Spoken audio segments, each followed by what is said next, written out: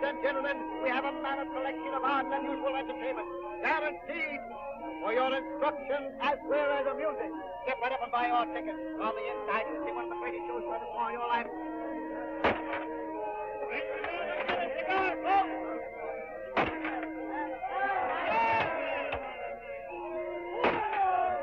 The most marvelous fire eater in the world, Signor Inferno.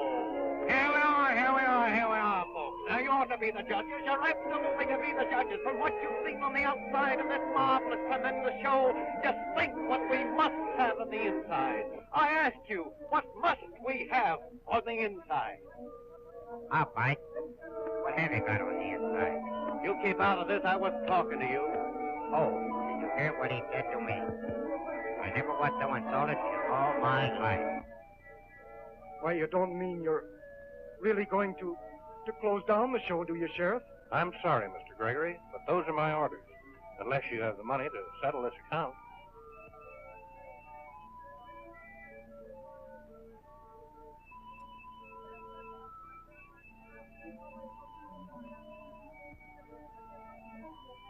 We've got it all but $97. And we can raise that easily if you'll give us another day or so. I'm afraid it can't be done because... Oh, go on, be a regular, won't you, Cap? What's a couple of days amongst pals? I haven't any choice. It's tough, but if you haven't got the money, I've got to take the equipment. Oh, Daddy. There, Jean. It wasn't much of a show anyway. But it was all we had. It's been home to all of us for so long. I know, dear. I know. Mr. Gregory, look what I've got. $100 bill. Oh, Craig, you saved the show. Saved the show? Not too fast, Jean. After all, the $100 is Craig's, not ours. Sorry you said that, Skipper. After all you've done for me, you know that everything I own belongs to you. I don't know why I said it, Craig. I knew the answer. Why, it's real. Where'd you get it? Ah, that's the secret. What do you mean? Watch my act today. I'm introducing a new stunt. Come along, Gene. We're on next. Goodbye. So long.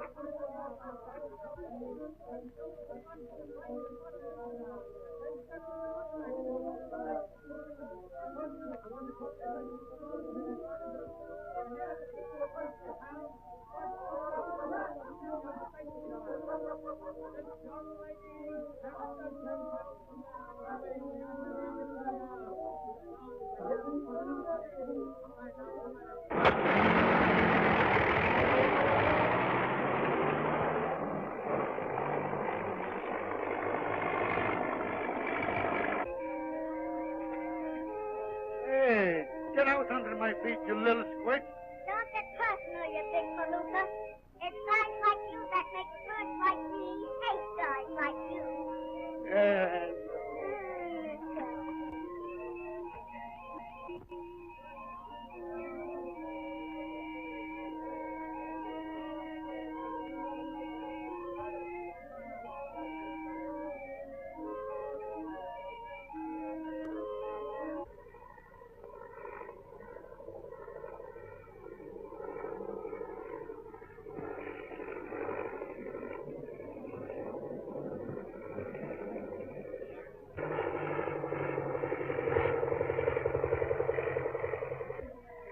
She's getting ready to bail off.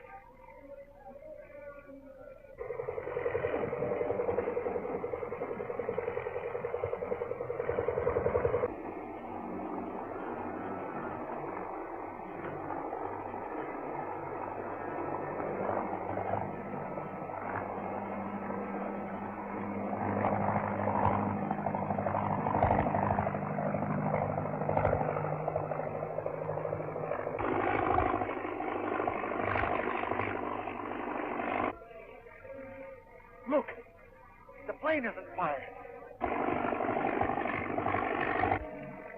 No, he's skywriting. That must be the new stuff he was talking about. Gee, ain't he the greatest fly you ever saw? I've only known one as good. An army flyer. They called him the Eagle. He was shot down May 23rd, 1918. May 23rd. Gee, that's funny.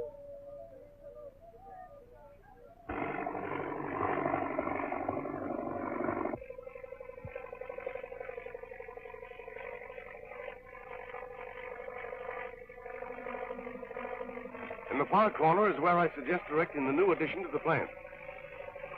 Well, why not? I don't think we have enough space. Oh, the space is all right, but I would prefer the north side.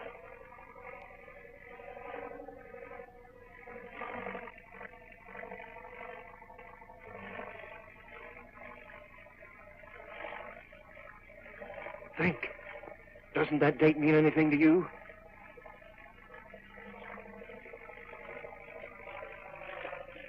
That's the date the Eagle was shot down. Look. The Eagle.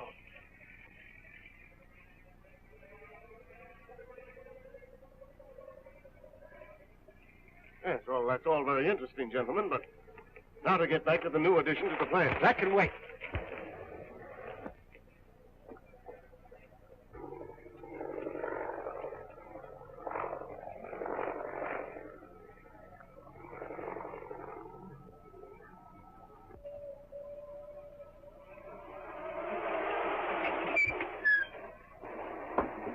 Get back to the carnival, quick.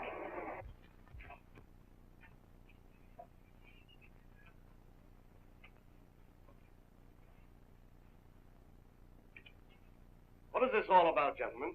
Just who is this Eagle person? Well, the Eagle is, or at least he was, the crack flyer of my squadron during the war. That is until, look.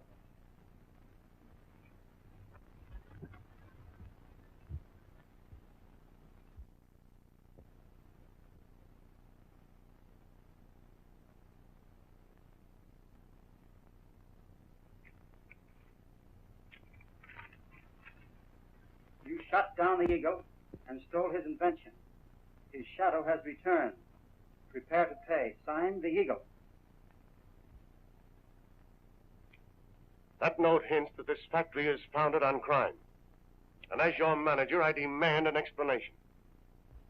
Well, you see, during the war, we five were members of the same flying unit.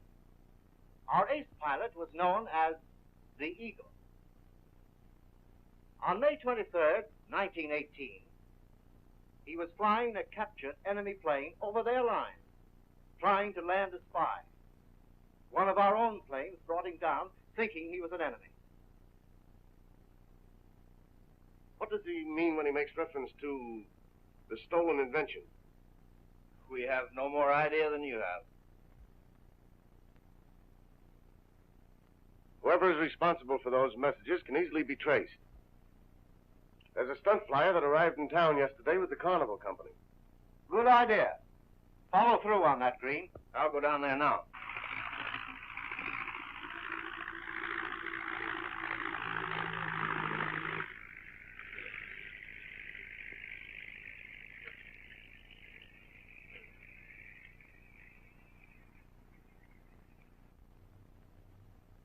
Well, that's that. That ought to start the ball rolling.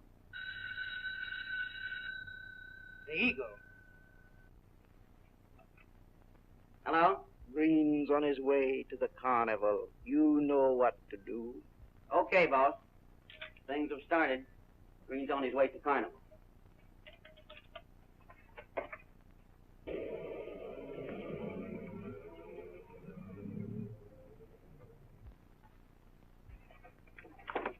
What was the meaning of that message you wrote, Craig?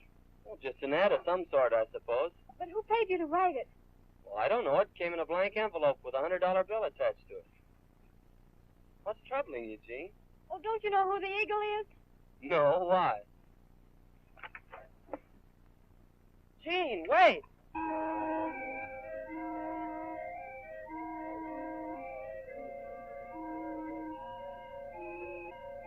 men. Did you see the sky message Craig wrote?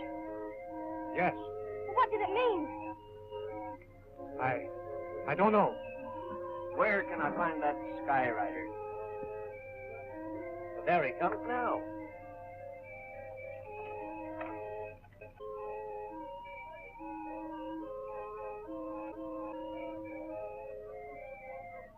Are you the fellow that did that skywriting? I'm the fellow. What can I do for you? You can tell me the meaning of that message you just wrote. What do you want to know for? Never mind that. I'll do the questioning. Oh, yeah? Well, you'll do your own answering, too. Wait a minute. Are you going to answer my question, or would you rather answer to the police? Police? Who are you and what are you talking about? I'm talking about blackmail. Blackmail? Yes, this.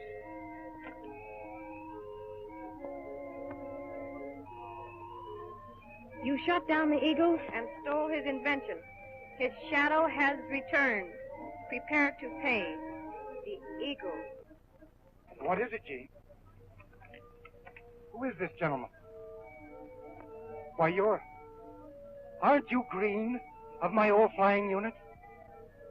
Gregory, we thought you were dead. Or you act as though you're sorry I'm not. Gregory, the eagle. Just a shadow of the old eagle you knew. Shadow of the Eagle? So you are back of these threats against your old war buddies, huh? That's a lie. Why should he threaten you? To try and make us pay for an invention he says he has. I had such an invention, Green, and I've still got the plans to prove it. And you suspect your old friends of stealing it. No, I hadn't suspected until today. But now I'm going to see this through.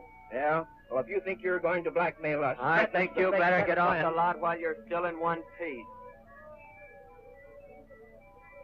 All right. But I'm warning you, Gregory. You'd better forget this scheme or you'll find yourself behind bars. Go on.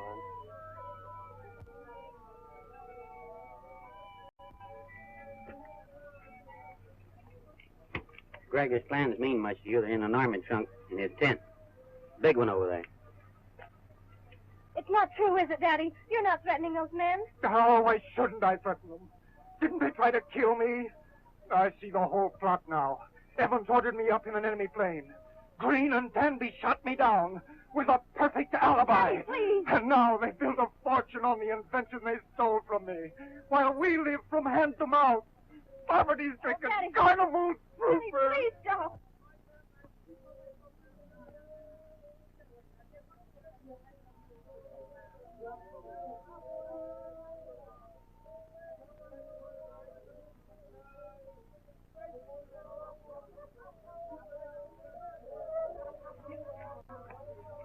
I just saw a man sneak into your tent, Mr. Gregory.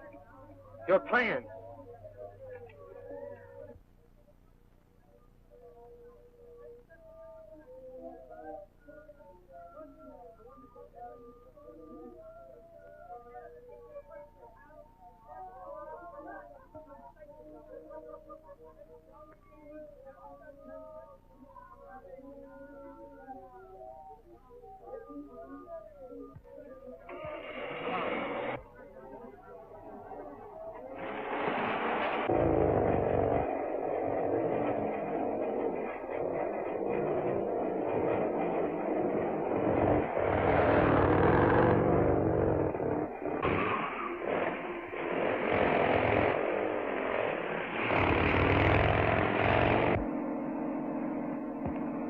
McCoy's after Green on a motorcycle. Wait till he tries to pass us.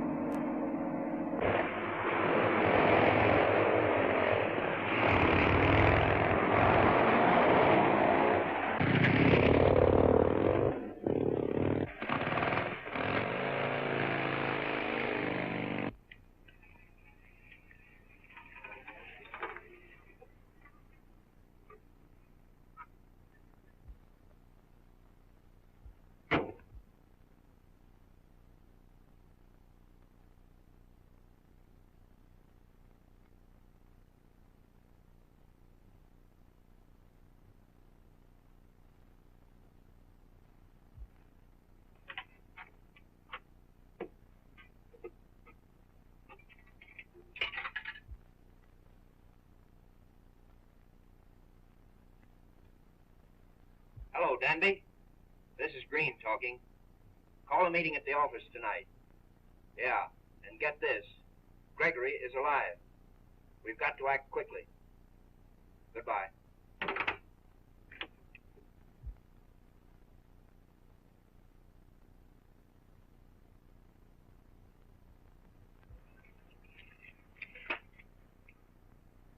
You get what you wanted? Oh, I think so. My friend there gave you the tip. How about slipping us some change? I don't know why not. Thank you.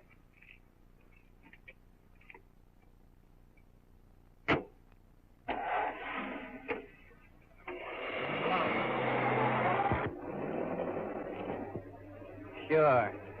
We get the papers. Green gets the blame. Thank you, boy. Well, I'm I'll say you are. The carnival grounds, quick. Hey, who's going to pay your fare, little boy? Who are you calling little boy? You big palooka? Oh, excuse me. And make it snappy.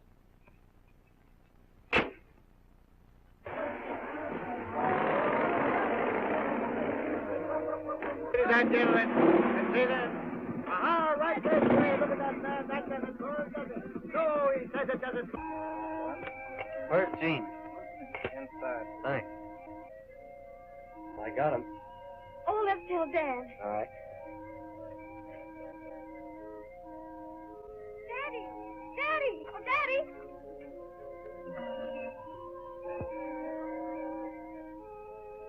Oh, Craig, he's gone. They've taken him. Well, they couldn't have taken him off the lot. Hey, skipper! Where's the skipper? Why, what's happened? Daddy's been kidnapped. Kidnapped? That's what that big palooka was phoning about. What do you mean? They're all meeting at the factory tonight.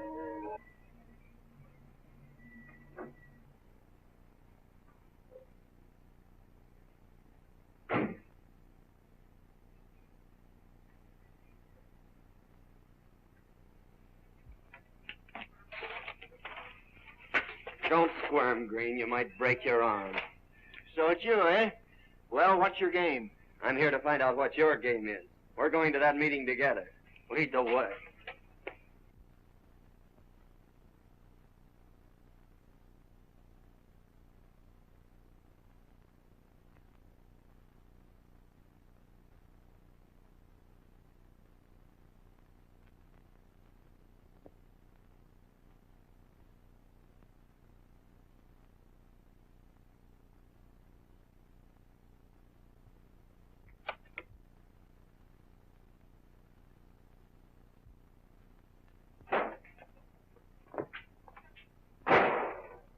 Who is this man, Green?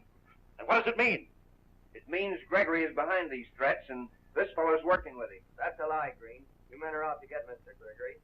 You're holding him prisoner now, and I want to know where he is. You needn't lie. You've got Mr. Gregory, and I want him. Yeah? Well, come on. You better start. Hold him, Clark. I got it. Get him, Ward. I got him, though. Somebody's searching. He may have a gun on him. Gregory's fake plans.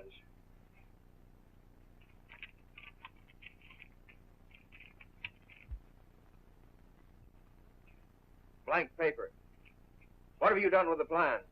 Wouldn't you like to know? You'll tell before we're through with you. Well, you men are in no position to make me tell anything.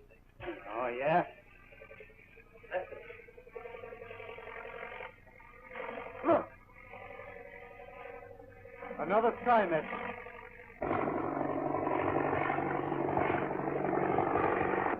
Why, that spells Clark.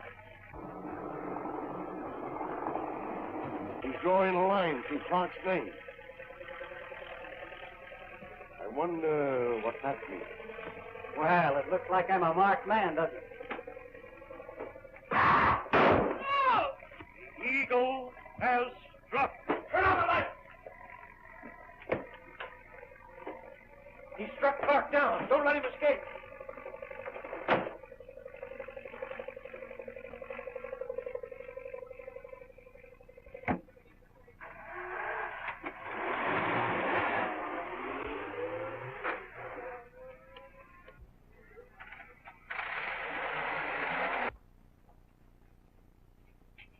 No luck?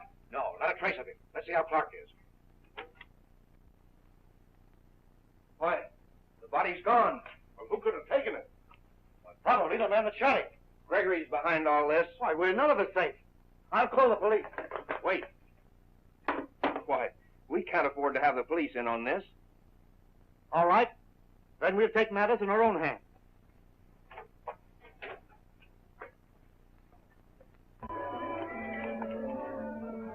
Did you find him, Craig? Well, what's the matter? A man was killed at the airplane factory tonight. A man was killed? What has that to do with Father? Well, it was murder, Jean, and I'm almost certain I saw your father running away. Oh, but you must be mad. Father's crippled. He hasn't walked for years. I know it, and yet... Look, Jean. Father! Can't be.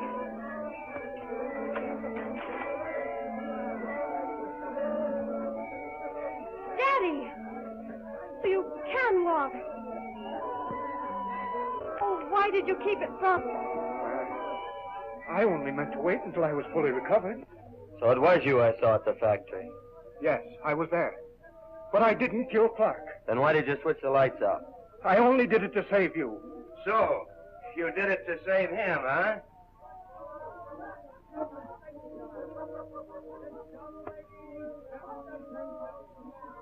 Well, you'd better try and save yourself, Gregory.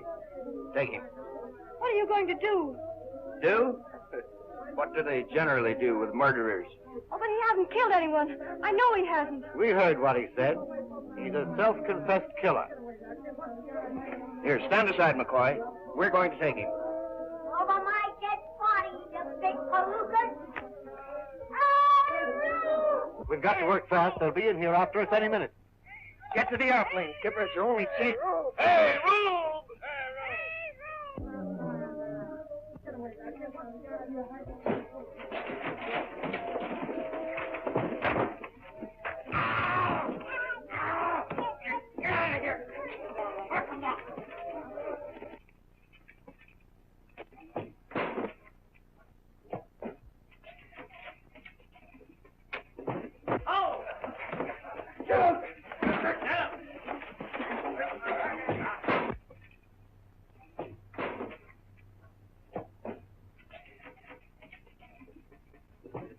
Daddy! Wait for me!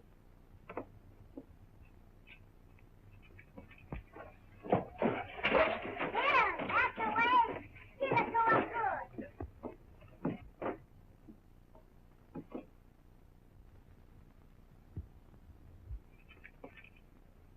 Help, Craig!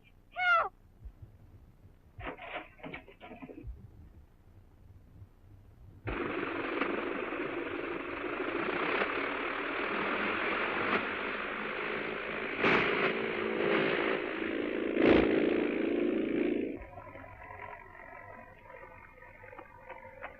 What's the matter, Jean? Has your father gone mad? But it isn't Daddy, Craig. Someone disguises him. Are you hurt? Oh, I twisted my knee when I fell. Look, Craig. What does it mean?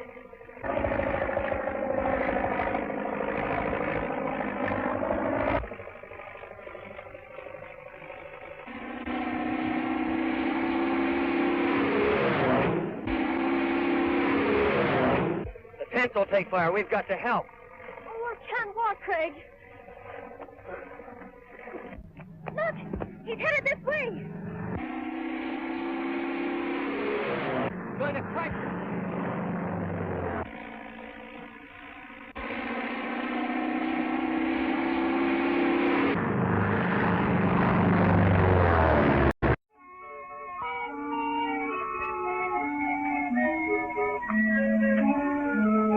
Nathan Gregory, owner of a small traveling carnival show, was once a famous war flyer known as the Eagle. Mysterious threats, signed with the name of the Eagle, have been received by the directors of a big corporation, manufacturers of an invention which Gregory claims was stolen from him. The directors, convinced that Gregory is the author of the blackmailing threats, have gone to the carnival grounds in search of him and a fight has started. Craig McCoy, stunt flyer with the carnival, has aided Gregory to escape, and Gregory's daughter Jean sees her father running across the flying field toward McCoy's airplane.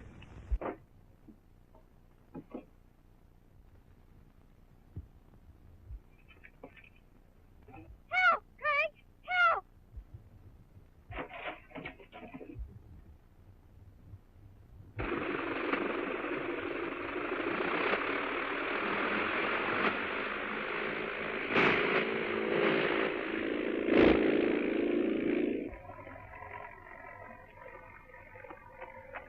What's the matter, Jean? Has your father gone mad?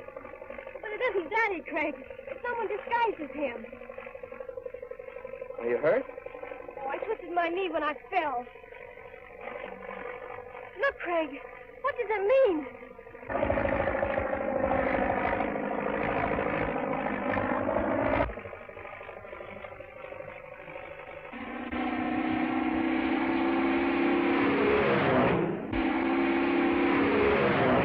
The tents will take fire. We've got to help. Oh, I can't walk, Craig. Look! He's headed this way! Going to crash.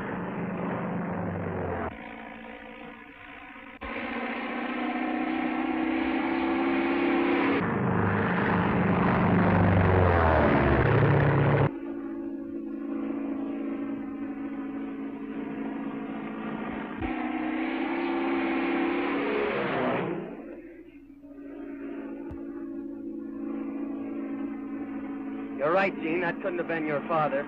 He wouldn't have tried to run us down. No, and he wouldn't have tried to burn the carnival. Let's go and help put out the fire. I think I'll be able to walk now. Where? What a man for the carnival. Well, everything's dead. The fire's out. Where's Father? Has anyone seen him? Why, didn't he get away? No, it was someone disguised as him. I'm afraid he's been abducted. You mean kidnapped? Why? So they can blame the Eagle's crimes on him. The Eagle? Who is the Eagle? Well, it must be one of those directors. But we can't prove anything. I'm not so sure we can't prove it. That unsigned note I received. Maybe we can trace that to its source. How can you, Craig? Come along, Billy. We've got a lot of work to do. Okay, Craig. Where are you going? To the factory. You mugs notice who always gets called on when there's something important to do.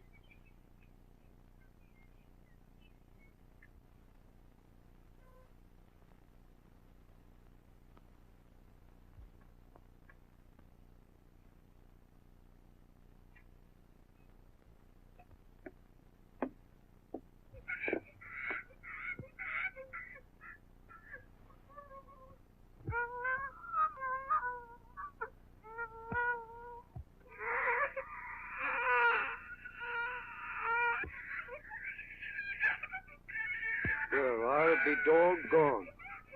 Poor little shaver.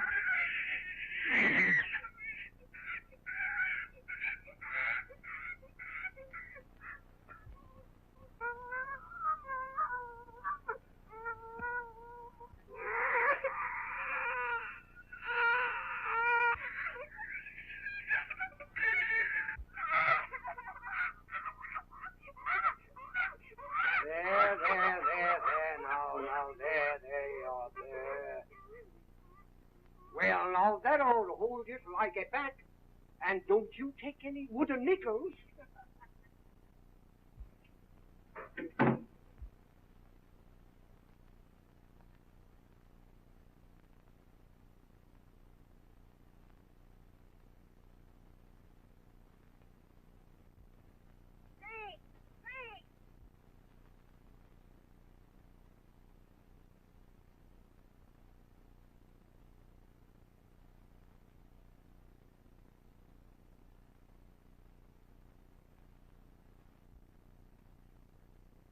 Who's there? What do you want? What was that? A shot. A shot.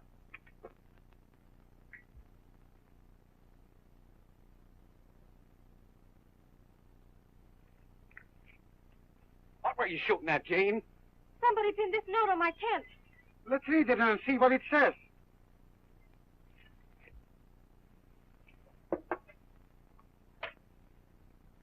Why, it's from Dad.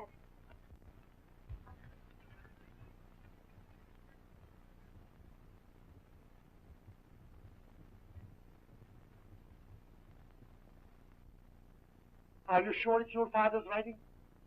There's something phony about this. The skipper ain't yellow. Why, he'd never cry quits.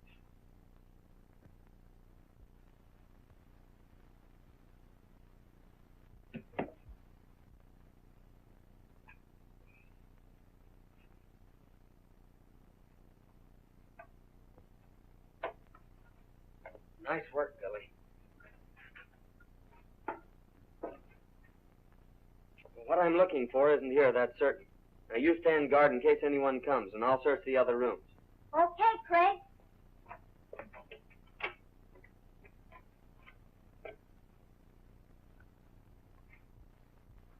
I don't know what to do, whether to follow these orders or not. That's funny. What do you suppose all these pinholes are in the paper for? Looks like it's been hit by a birdshot. Look. There's one under the T. And look, another under the O. F-O-R-O-N-E. Wait a minute. You're spelling words.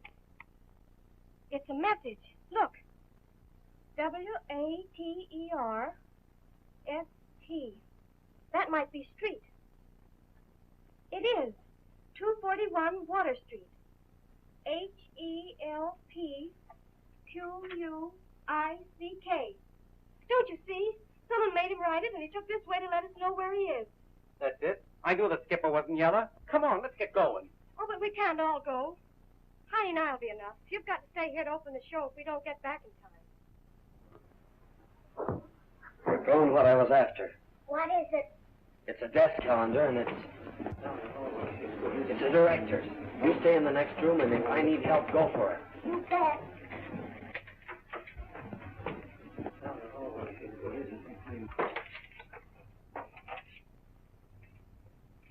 I don't know why we came here. There's nothing that we can do. Well, we'll have to decide on our next move. Oh, no, you don't. One thing you can do is listen while I tell you who the man is behind all this mystery. Well, if you can do that, you're most welcome here. If you don't, it may go hard with you. Who is it? It's one of you, gentlemen. Nonsense. Why should one of us be threatening the other? The man that's threatening you wants to get control of your company. He's throwing suspicion on Mr. Gregory to cover up his own tracks, and I can prove it. You all know that I wrote a message on the sky. Well, here are the instructions I received, unsigned. And this paper was torn off of that desk calendar. The edges match perfectly. You can see for yourself.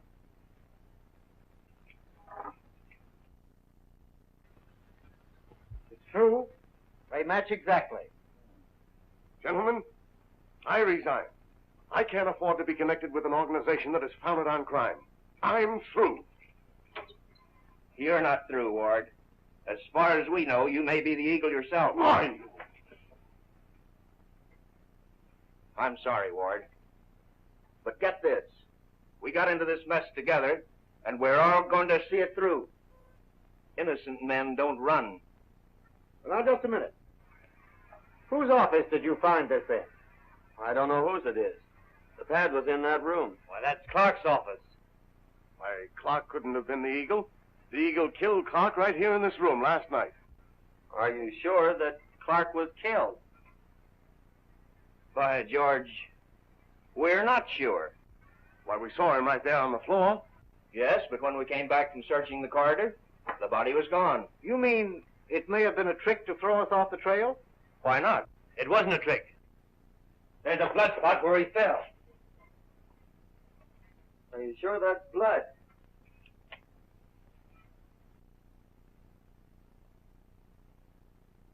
Well, what does it look like?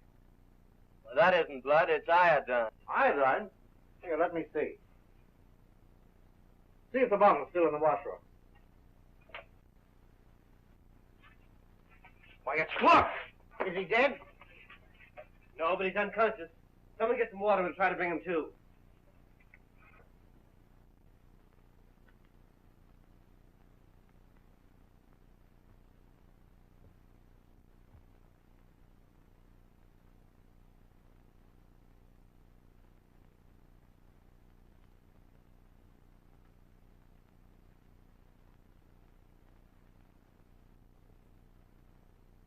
Well, now that we've got Gregory, how are we going to make him talk?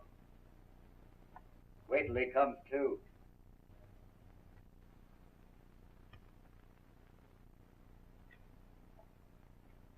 He's come to if you want to talk to him.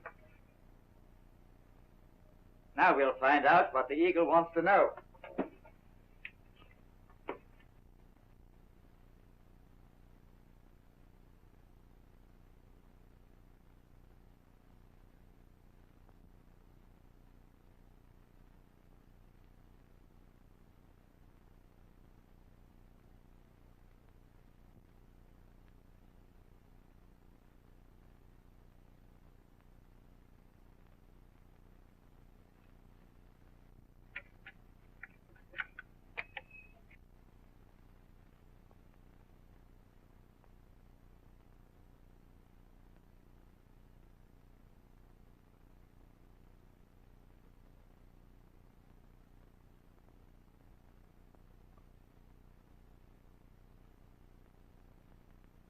So you won't talk, eh? Hand me that persuader. You heard me.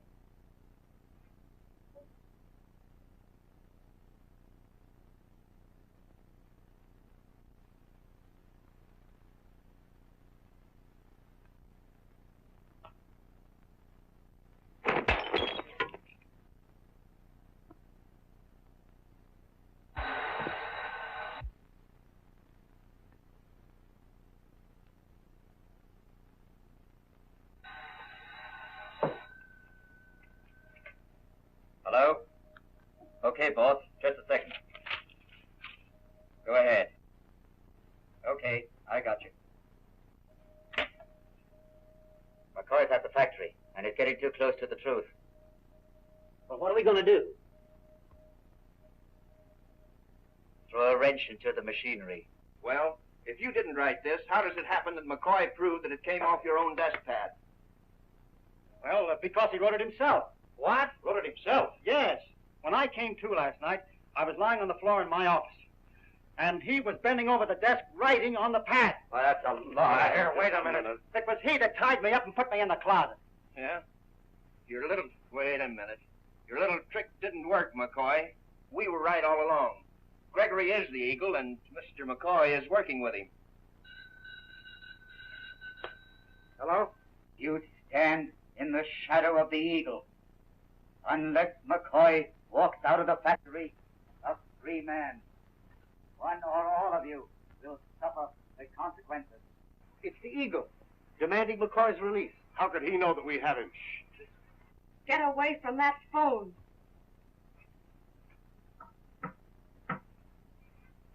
Get away from that phone, I tell you, or I'll shoot. It's a woman's voice now. Hello? Hello? Hello? Whoever you are, come quick. I've got the eagle. Who are you? I'm Jean Gregory. They're holding my father prisoner. Yes, I'm Jean Gregory. 3 of them. They had my father prisoner, but I've got the drop on them. Help! Come quick! 241 Water Street! Hello, Dorothy. The knob's broke off. I can't get a good hold on it. Well, let me get at it.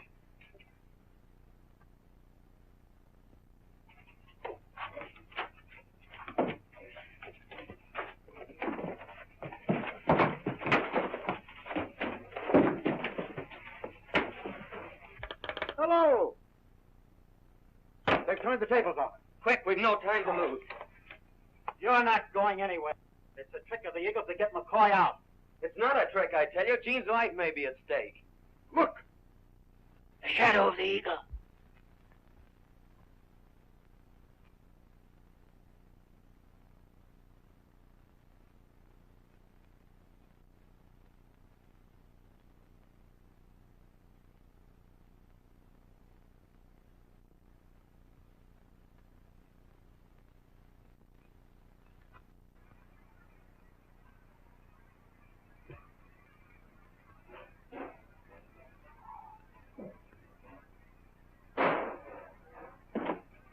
on, Billy. We got one chance to save Jean. There he goes. We can beat them to the yard by the sand. Come on.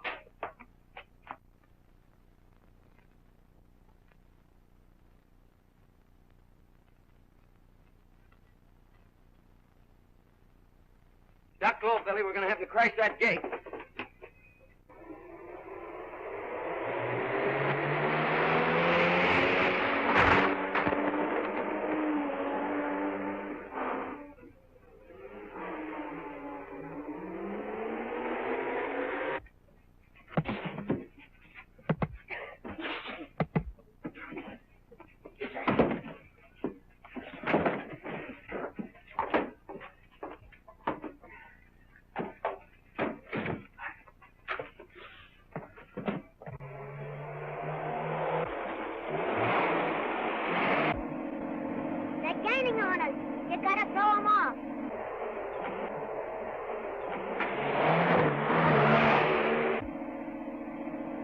No time to turn back, beat him around the block.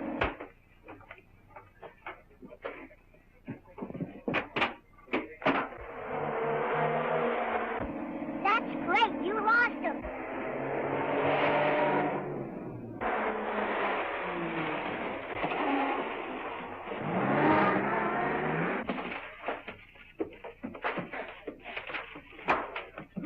Quick, Jean, let's beat it. Oh, we can't. Dad's in here.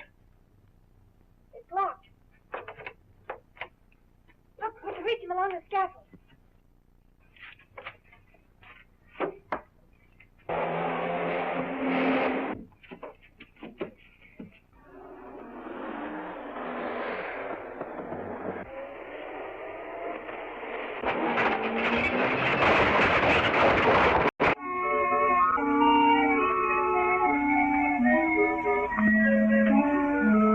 Mysterious warnings written on the sky by an unknown flyer who calls himself the Eagle are part of a blackmailing plot against the directors of an airplane factory. They have reason to believe that the Eagle is a former member of the flying squadron to which they belonged during the war. Nathan Gregory, the man they suspect, is now owner of a small carnival show. Agents of the Eagle have kidnapped Gregory and are holding him prisoner to make it look as if he is hiding from justice. Gregory's daughter, Jean, accompanied by the strong man of the carnival show, has discovered her father's whereabouts and is trying to rescue him. Meanwhile, Craig McCoy, stunt flyer with the carnival, is rushing to Jean's aid, pursued by the directors of the airplane company, who suspect him of being an accomplice of the Eagle.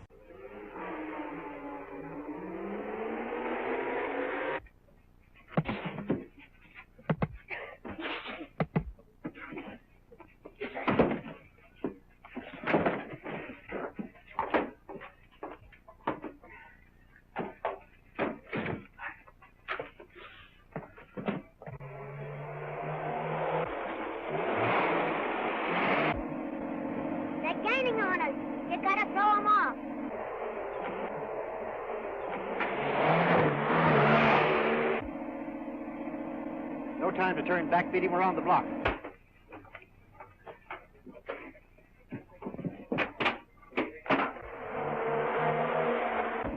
That's great. You lost him.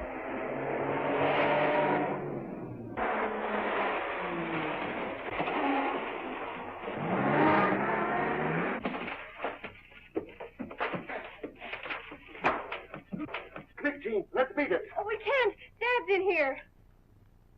It's locked. Look, we can reach him along the scaffold.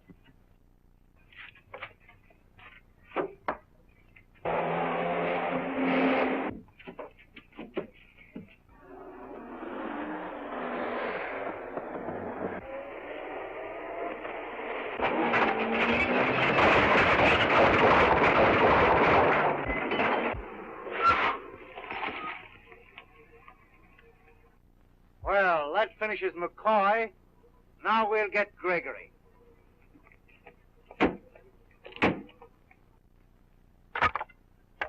See if you can squeeze through there, Billy. You'll have to make it a little bigger, Craig.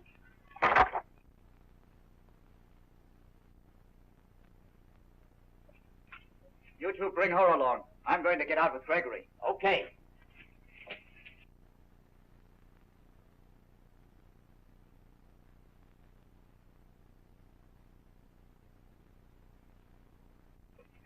Now, what's all this about?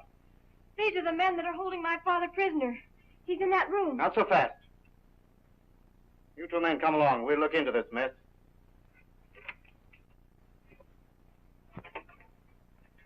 Oh, he's gone. The other men must have taken him.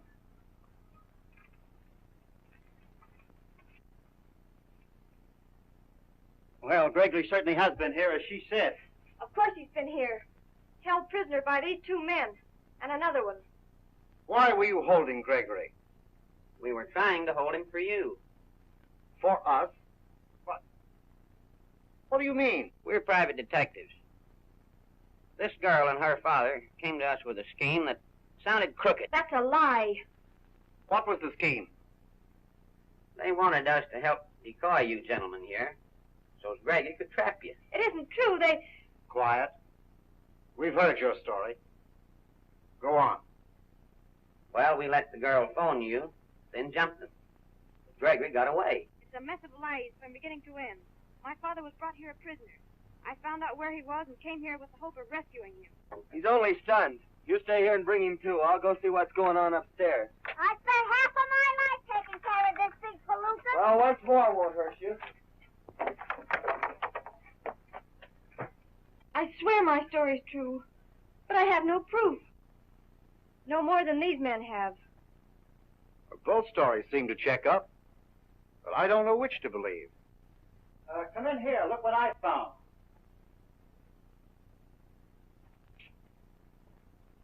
Look at that.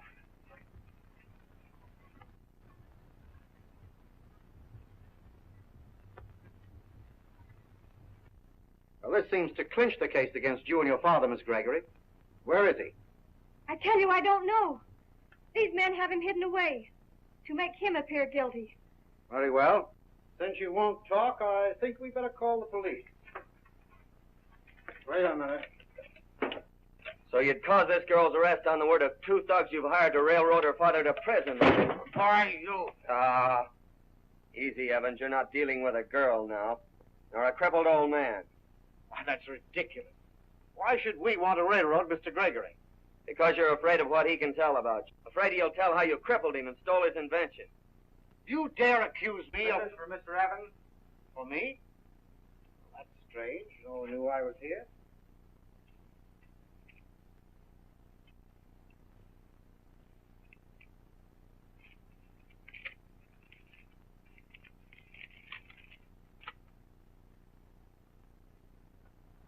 Well, I guess this settles all doubt.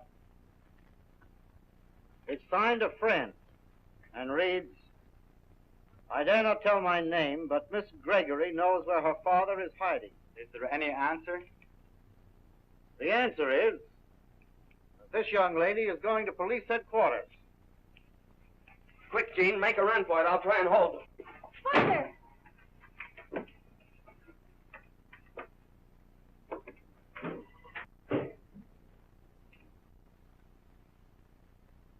How are you, pal? I think I'm all right. You would be, you big palooka. Hey, Mr. Gregory, wait for us. Frank's in trouble upstairs. Go help me. Why, you're not my father. Help!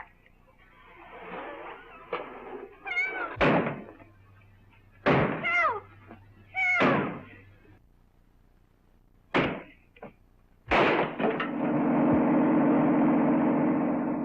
That's not the skipper. He's kidnapping Jean. Hey, wait for me, will you?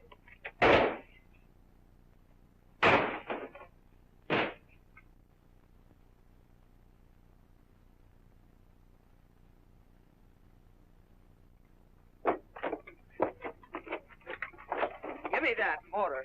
Keep those men from following me.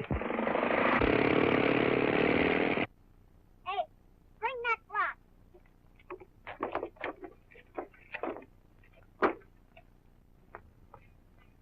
Can you lift one end of that car, thick Nick?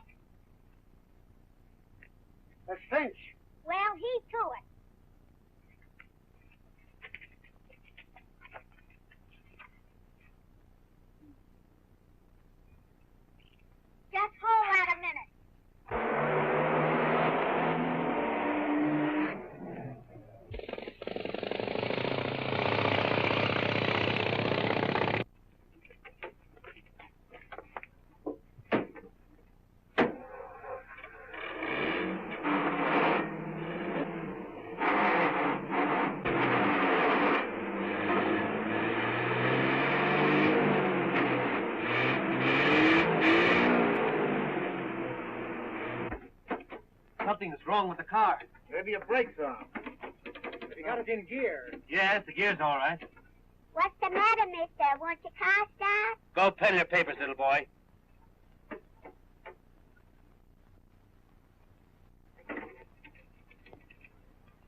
See, those gears all right.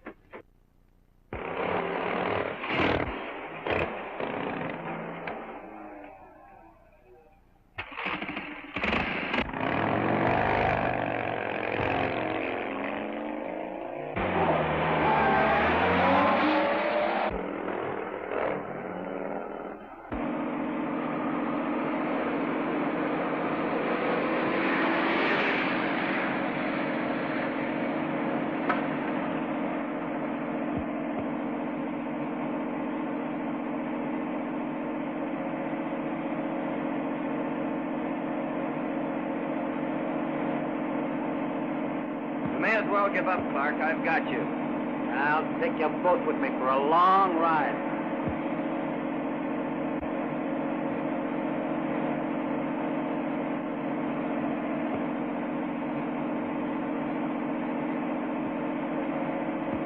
Take the wheel and back to the carnival, quick. Gentlemen, right this way. Gregory's greatest shows are now open to the public. A mammoth collection of odd and unusual entertainment. You may as well come through, Clark. We know you're the Eagle, and you're not going to get out of here until you clear Mr. Gregory.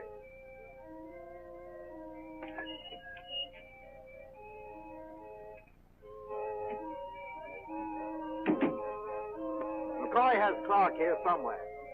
Scatter and search for him. You're not the Eagle. Why are you wearing his disguise? It's the only way that I can get Miss Gregory out of the hands of those men. Well, why should you want to get her away from them? Because I wanted to compare notes with her. Check up on what I myself know about the Eagle. Well, what do you know about the Eagle? I know all about him. I know that he's committing these crimes and laying them on to Gregory. But unfortunately, I can't prove it. Who is it? Whom do you suspect? If I told you, I'd be putting my life in your hands. Oh, we won't give you away, Clark. Who is the Eagle?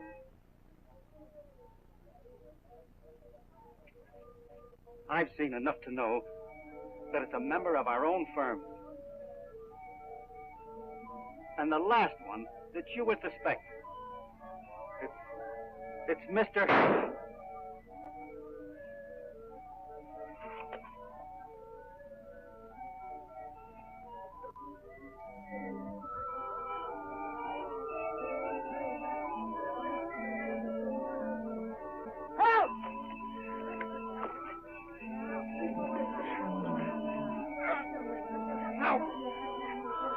Now, what's this all about?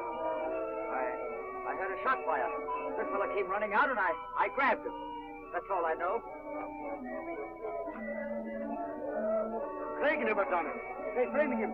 I know they're framing him, but you can't do anything about it.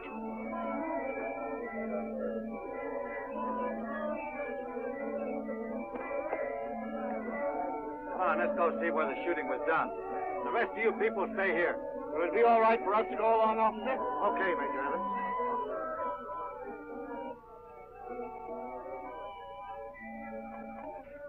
Is he? Well, they're trying to frame it on Craig to get him out of the way. He didn't do it. I can prove. Oh, you can't prove nothing. Your word don't count. If he goes to prison, both he and my father will be convicted. We've got to save him some way. I know. Let me think.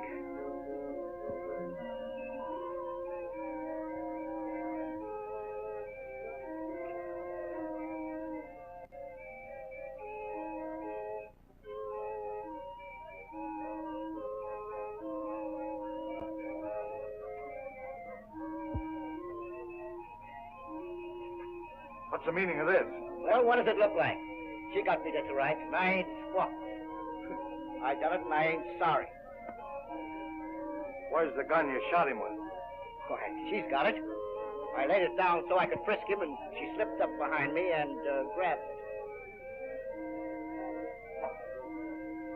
This seems to clear you. Come on. And, miss, you better come to the station with me and make a report. Come on. Come on.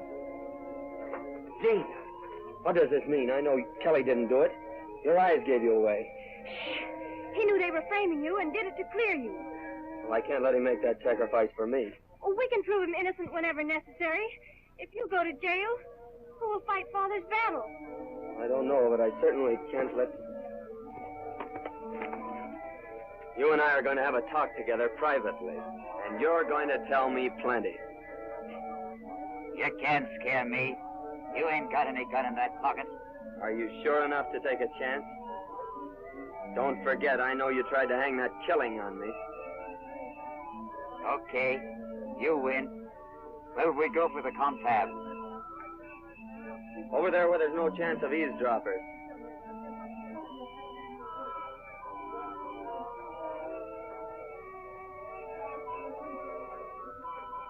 Begins to look as if we've been misjudging Gregory, doesn't it? Why, what do you mean? Clark disguised in Gregory's clothes. It certainly looks as if he is the eagle and trying to make Gregory appear guilty. Well, I hate to admit it, but I'm afraid you're right. Yes, Clark was the eagle. Get in there. Start the wheel, Jerry, and keep it going till I tell you to stop it.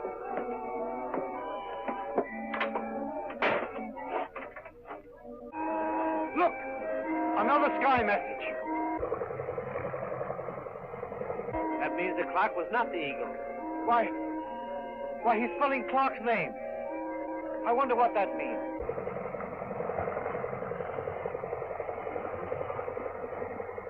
Why, it's a question mark. Why, it means that Clark's been wiped out, and he's asking who will be next. You may have something in your pockets that'll tell me the truth.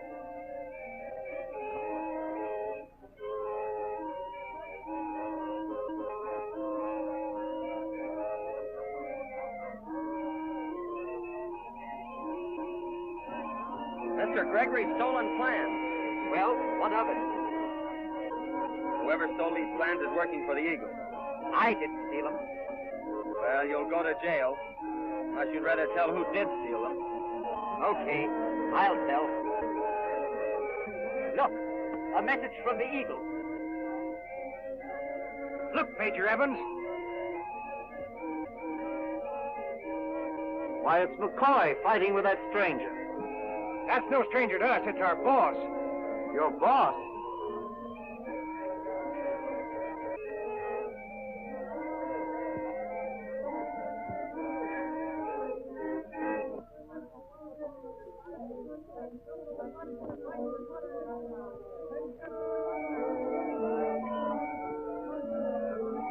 That's the end of it.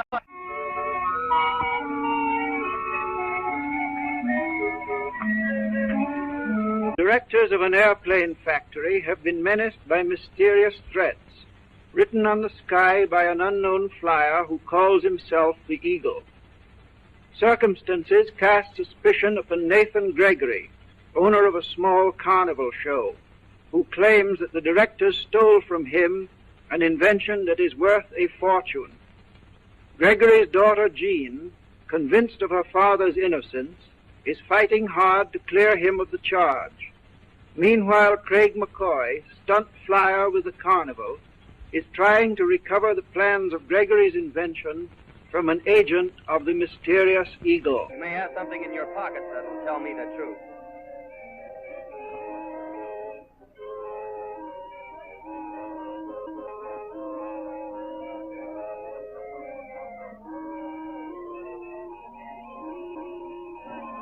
Mr. Gregory's stolen plans. Well, what of it? Whoever stole these plans is working for the Eagle. I didn't steal them. Well, you'll go to jail. Unless you'd rather tell who did steal them. Okay, I'll tell. Look, a message from the Eagle. Look, Major Evans. Why, it's McCoy fighting with that stranger. That's no stranger to us. It's our boss. Your boss?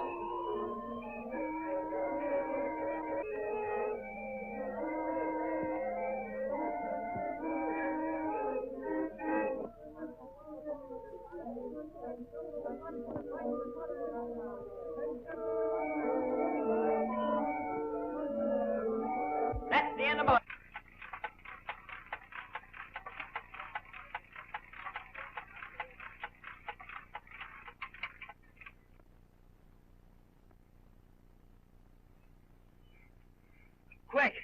A big envelope with Mr. Gregory's plans in it. Help me find it.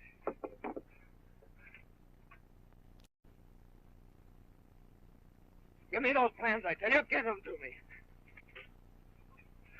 Say the word, boss, and I'll unscrew these things and see what makes them tick. Just hold on to them till I search them. Try to have anyone searched against this cheap show closed up and everyone in it arrested. Oh, yeah? Hey, Rube! Hey, Rube! Hey, Rube! Hey, Rube! No rough stuff now, fellas. They'd like nothing better than a chance to close this show. One of you men has those plans, or we'll find a way to get them back. What plans are you talking about? You know what I mean. The plans to Mr. Gregory's invention. The invention you men stole from him. The invention you're building your fortune on. They must be crazy. No, not crazy, just crooked. That's a story that he and Gregory have concocted to try and extort money from us. That's a lie. Oh. Come on, let's get out of here, fellas, before I get us all in trouble.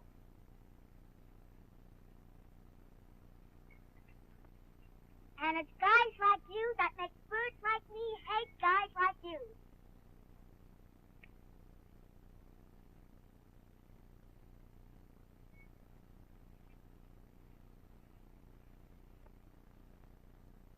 And when I got into the tent, I found Clark on the ground, dead. And this young lady covering the prisoner with this gun. He admitted to killing in the presence of myself and other witnesses. You'll verify that statement, I suppose, Miss Gregory? Why, yes, I suppose. That is... Go right ahead, miss. You needn't be afraid he'll start anything. Oh, it's not that. It's because I've known Pat since I was a little girl. And it's... Oh, Pat. Oh, go ahead, kid, and do your stuff. I started something, now you finish it. If you don't, I will. Sure, that story's okay. Just as his knob sprung it. Well, where's me boudoir? Knock him up. Right that way.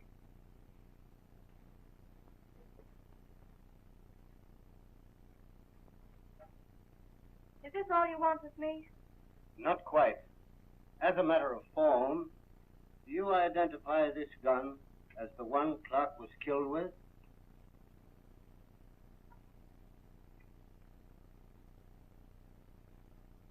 Yes, that's the gun.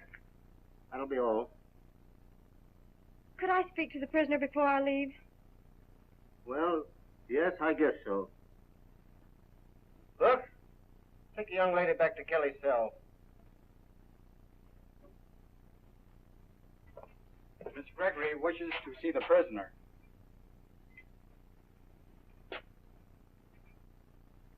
You may be out of here before we expected. I've just found out something. Do you know whose gun that was? No, whose? Mine. Yours. Yes, the one those men took from me in Gardner's office. That means that one of them did the killing. It's a cinch. Exactly. And I'm going to their office and search for evidence to put them behind the bars. So long, Pat. Don't worry. I won't. Bye-bye, Jeannie.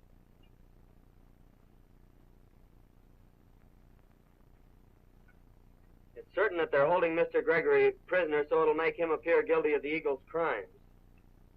Didn't Clark say anything before he was killed, so that you can guess who the Eagle is? Only that it was one of the directors. And how are you going to tell which one it is?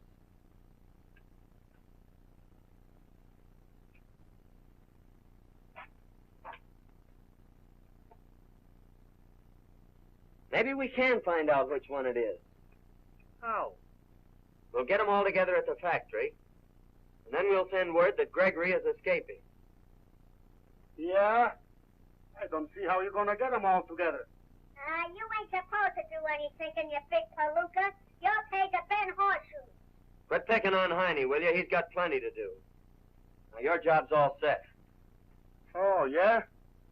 Yeah. Be at the factory when the noon whistle blows.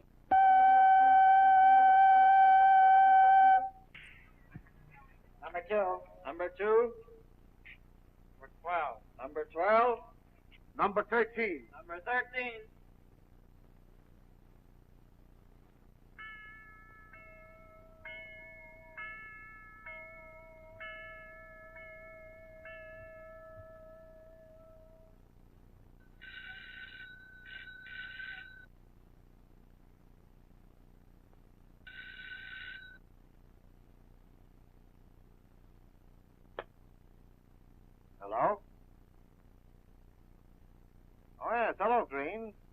of mine. I've got big news about the Eagle. I don't dare say any more. This is a public phone. Call the others and meet me at the factory in half an hour. Very well, we'll be there. It worked, didn't it? He thought it was Green talking. Why shouldn't it work? What's the use of being a ventriloquist if you can't imitate someone else's voice? Then we'll have to step on it to get out there ahead of them.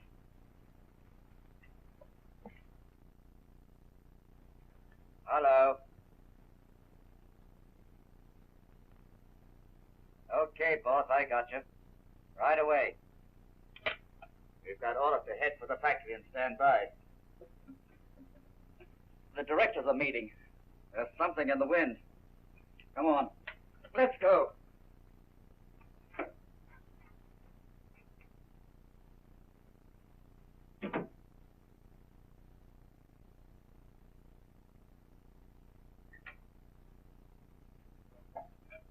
Colfax 4141.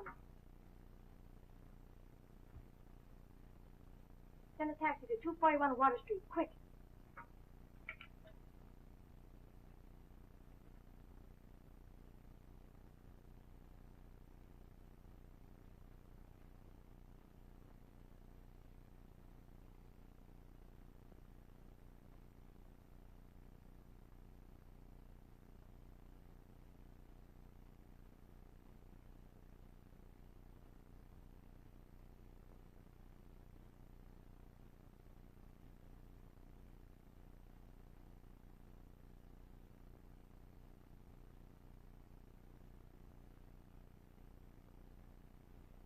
Everything all right? They show up yet? Not yet. Well, then we better get set before they do.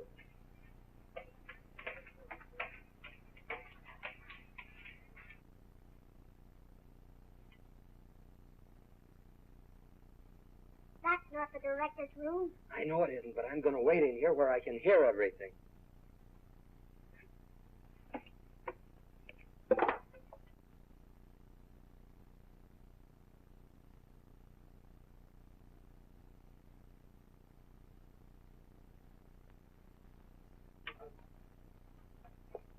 You fellas scatter out and hide. Wait a minute. You ain't wised me up to the plan. Well, one of the directors is holding Mr. Gregory prisoner. Now, I'm going to make them think that Gregory is escaping. And the one that's guilty will make a beeline to stop him. I got you. One of us will trail one of them.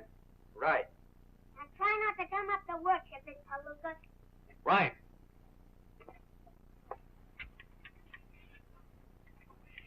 Here are the keys to the back gate. You two fellows scout around while I go upstairs and wait for the boss.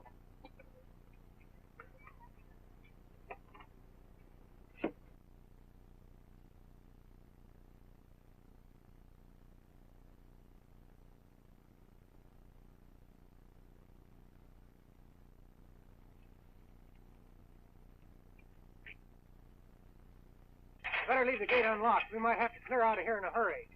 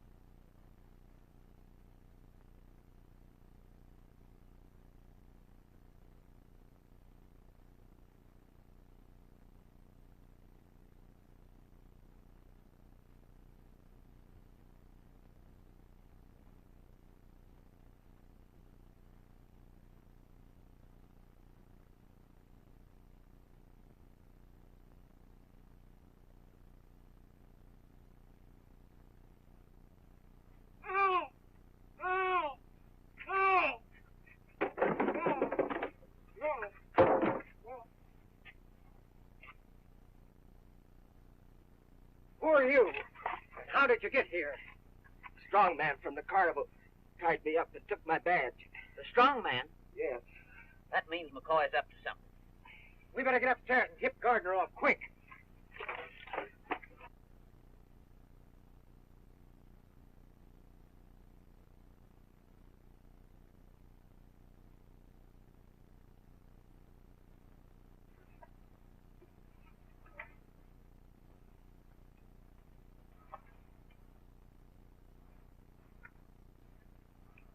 Well, how do you like the accommodations, Gregory?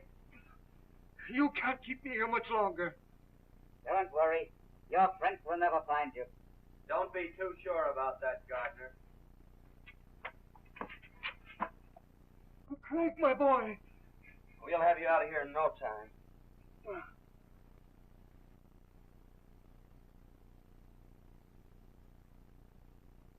Look.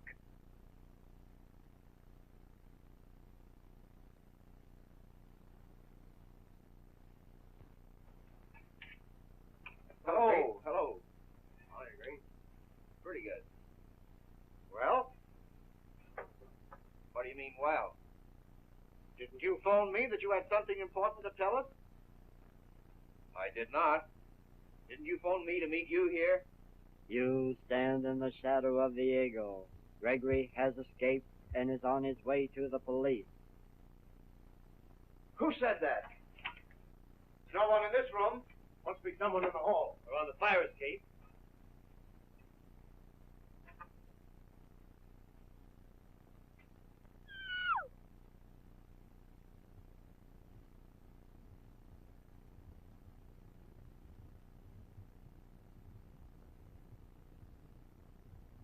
This way, Gene. Quick!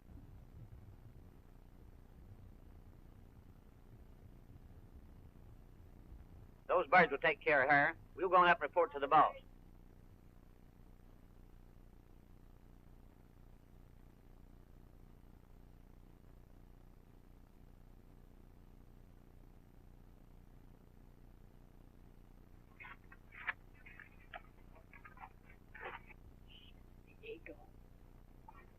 Get to the street, Mr. Gregory. I'll hold him.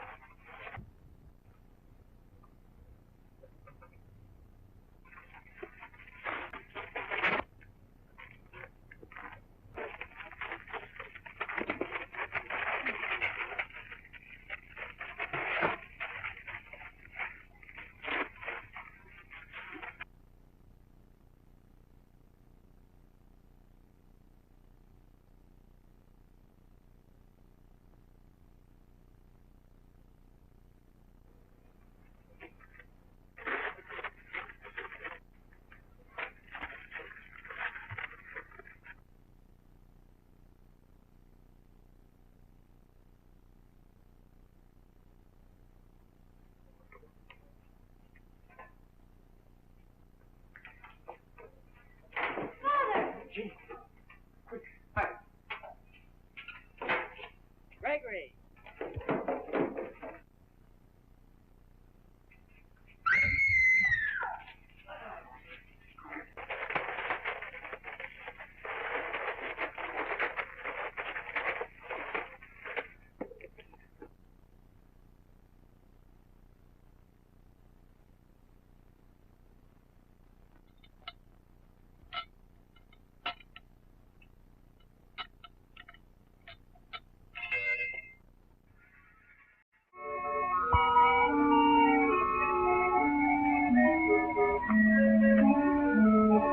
Mysterious messages written on the sky and signed the Eagle are believed to be the work of Nathan Gregory, owner of a small carnival show, whom the directors of an airplane factory charge with attempting to blackmail them.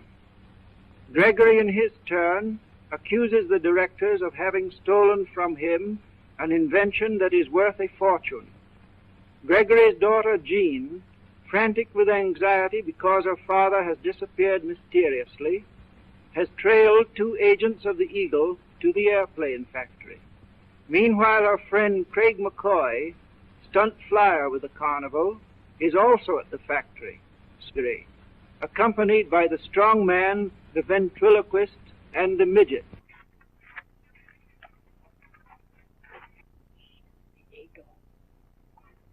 Get to the street, Mr. Gregory. I'll hold him.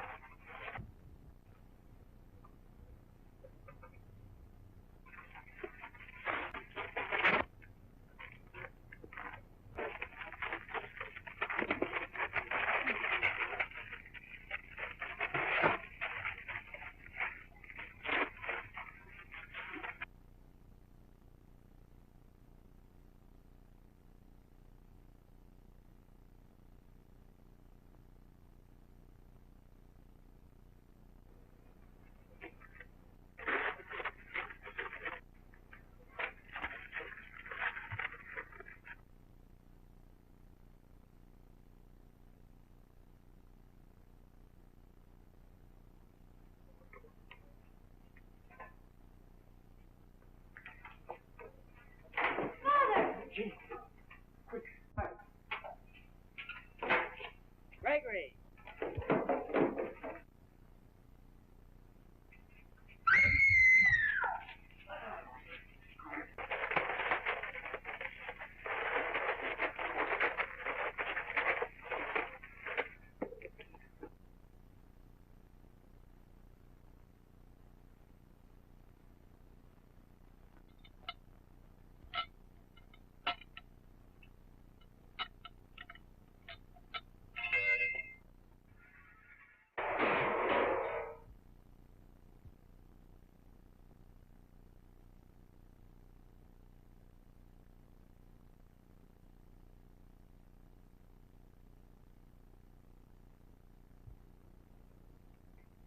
There's Gregory. Getting in the car.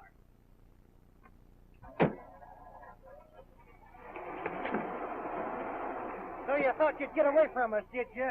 Not a chance. Open that door there.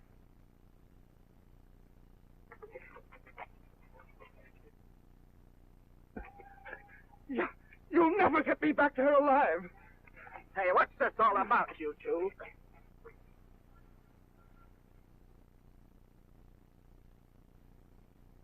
You got here just in time, officer. This man's insane. Insane? Why, you...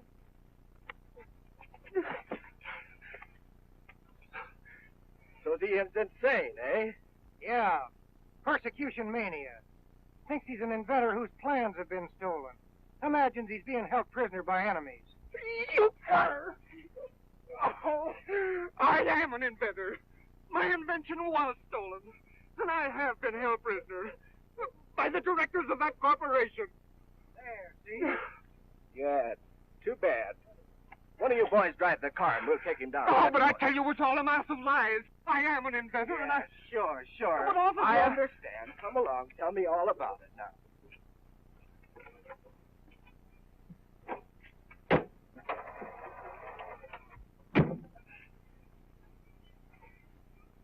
Say, officer, hadn't we better take him back to the sanitarium? You see, his relatives are big shots, and they wouldn't want the newspapers to get hold of this. Oh, I see. I haven't been in a sanitarium. I tell you, these men are after my life.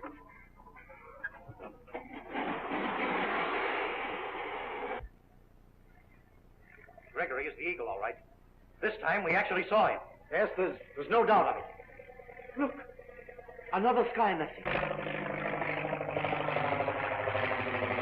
The eagle again. He's riding Ames, his victim. We've got to do something to stop this fiend. Well, what can we do? Oh, this thing can't go on. Let's call in the police. You know very well we don't dare appeal to the law. Certainly, we absolutely fail at Why?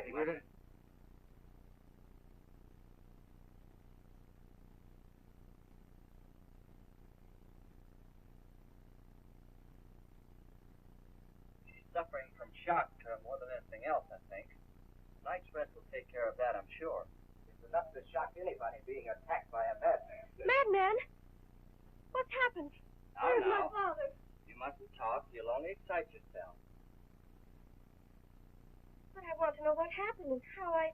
We'll tell you all about it in the morning. I tell you, I can't stay here. I've got to...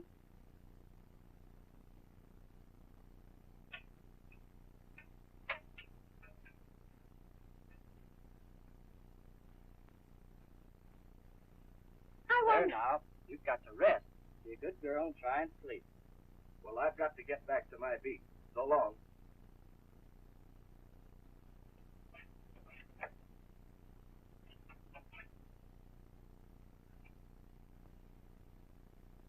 What are those men doing here? Why, they brought you here. Oh, I've got to get out of here. Please get my clothes. Wouldn't do you any good if you had them. The entire staff has orders not to let you out.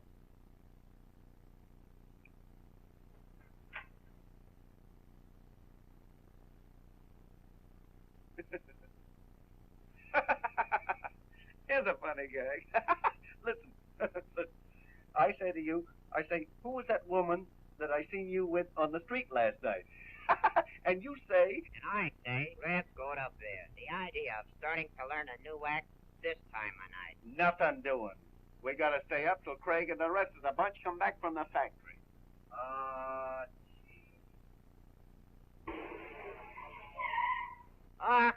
That sounds like them now.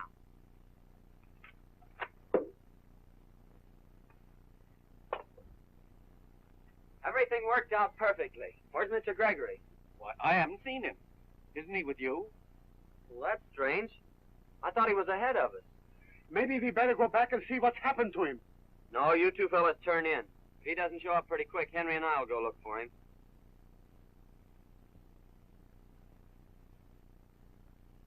Well, I'm sure that Mr. Gregory got out of the factory, but the question now is who...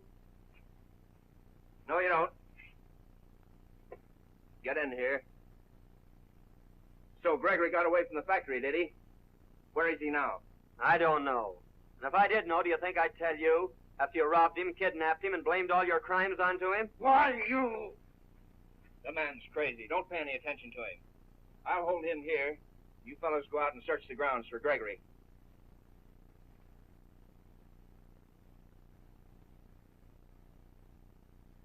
I wonder if you could get me a glass of hot milk. Sometimes that helps me to sleep. Well, I'll try.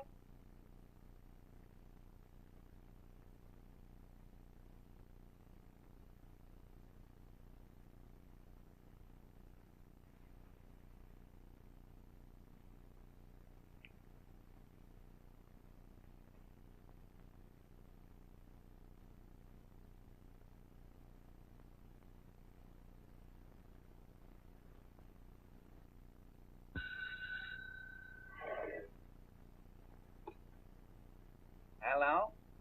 Give me that phone. It may be just the information we want. Oh, let a guy talk the way squirrel, won't you? Wasn't you ever in love? Why, certainly I've been in... Smart boy. Oh, be a little broad-minded, won't you? What are you talking about? This is Jean. Oh, honey, I can't tell you that.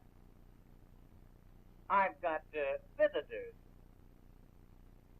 You mean some of the men are there? Oh, sure, I mean it, sweetheart. I mean that and nothing else but. Gee, ain't love grand, Mr. Green? Do you think that's funny? Goodbye, honey. Poor Jeanette. I hate to think of her in the hospital. In the hospital? Why, sure. Ritpath Sanitarium. She's just like a prisoner there. And dying to see us. Hey, Craig, there's somebody snooping. What the... Come on in. Join the party. But no loud talk. What's the idea of the stick-up, Craig? They're after Gregory again. Get up on that stool.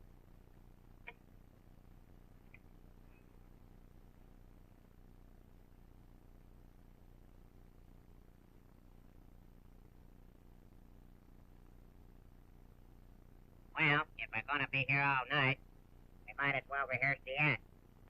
Okay. Now, let's see, what was that gag? I say to you... You say to me, who was that lady I seen you on the street with last night? All right. Who was that lady I seen you with on the street last night? That wasn't no street. That was right up my alley. Wasn't that a great gag, Mr. Green? What will I do? Break him in two and throw the pieces in the woodbox? No, tie him up. Duck outside and steer the others away from us. I know a better way.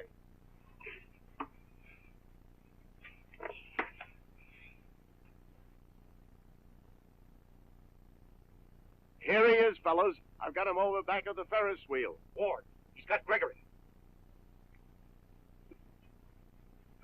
Here, Billy, stand guard over him. Wait a minute.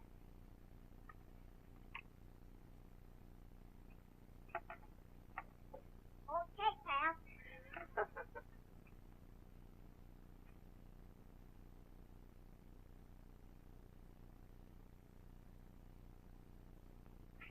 Where's Gregory? I thought you said you had him. Why, no, we thought you said it. No? No?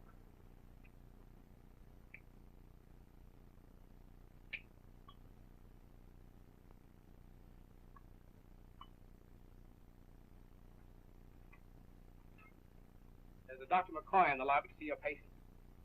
Dr. McCoy? Yes, he was sent by the two gentlemen who brought the patient in last night. Okay, show him in.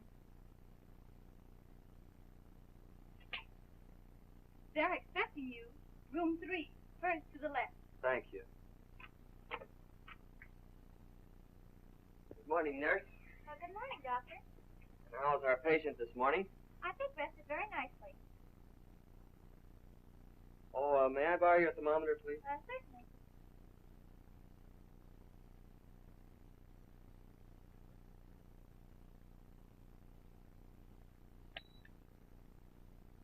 Oh, that was clumsy of me. Could you get me another thermometer, please? Yes.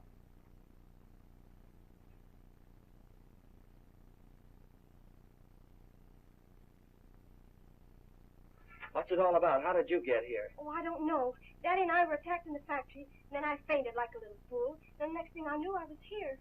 Oh, listen, I think they've got Daddy here, too. What makes you think so? Because it was Moore and Boyle who brought me here. Moore and Boyle. That means we've got to work fast. Now, I'll prowl around and try and find out what room he's in.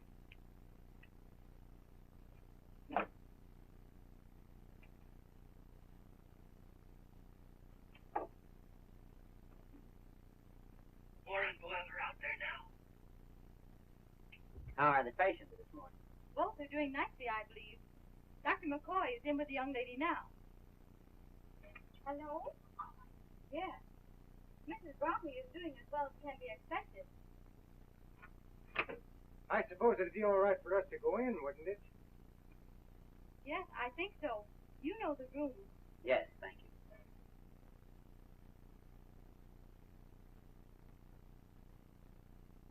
you. Don't be a fool. It's Gregory we're after.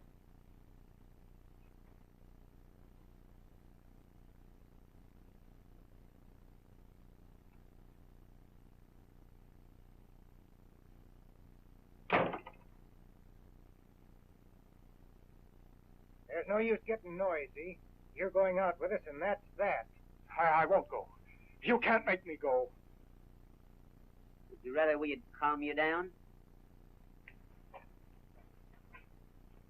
What's the meaning of this, gentlemen? Who are you and what do you want with this patient? Why, we're the men that brought him here last night. This gentleman is his brother. It's a lie. He's not my brother. They've come here to kidnap me. Oh, no, that's all right. I'm sure everything's going to be all right. You boys better step outside while I quiet him down.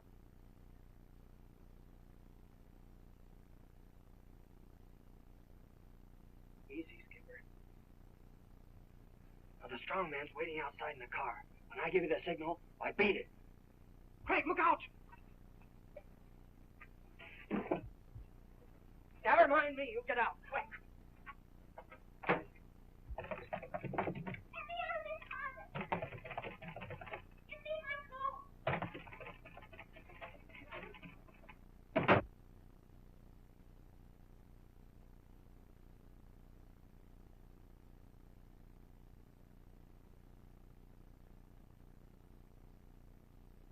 Hey, Dan!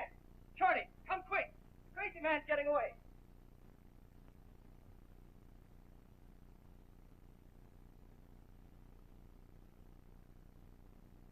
Where's your father? Craig's with him. Look! Let me go! Let me go, I tell you! Listen, I don't belong in the house. Get a motor started.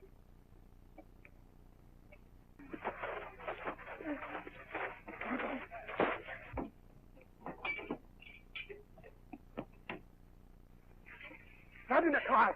I hold these belts up.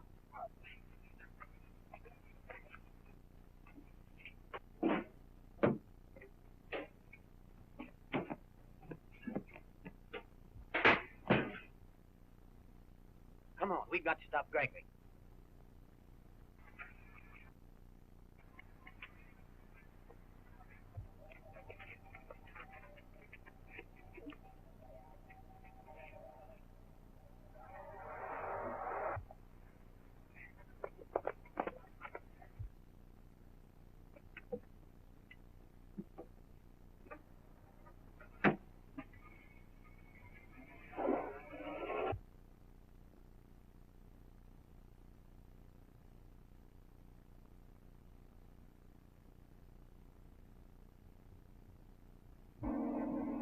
Beat it around the corner. I'm going back to help Craig.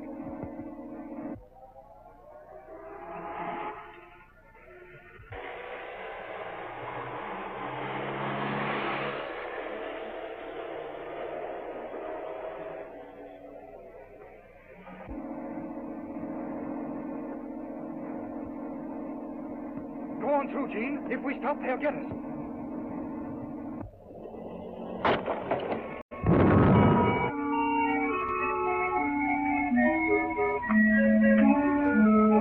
A mysterious criminal who calls himself the Eagle is plotting against the directors of an airplane factory, whom he has tried to frighten with warnings written on the sky in smoke and fire. The directors have reason to suspect that the Eagle is Nathan Gregory, owner of a small carnival show, who has accused them of stealing from him an invention that is worth a fortune. Agents of the Eagle, posing as relatives of Gregory, have railroaded him to a private sanitarium. But Gregory's daughter, Jean, also held captive in the sanitarium, has outwitted her nurse and phoned for help. Craig McCoy, stunt flyer with the carnival, has entered the sanitarium disguised in a surgeon's mask and smock, while his friend, the strong man, waits outside with a car to get Gregory away. Let me go. Let me go, I tell you. Listen, I don't belong in the house. Get a motor started.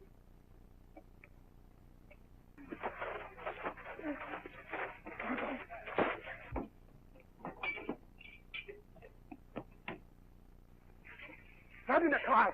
I hold these belts up.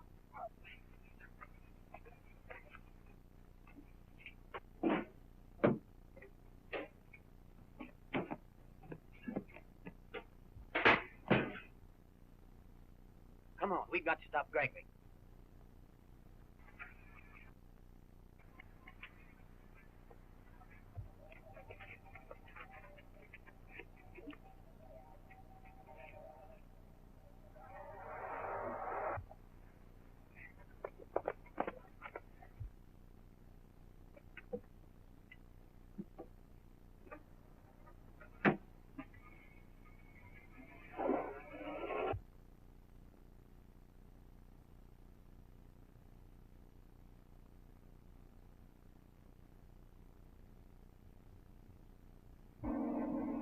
Beat it around the corner. I'm going back to help Craig.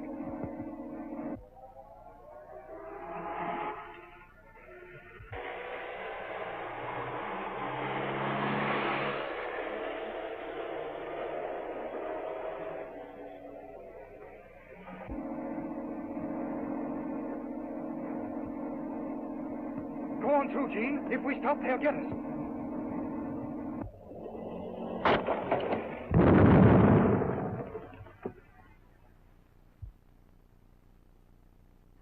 Don't stop. Go on. It's no use. We've had a blowout.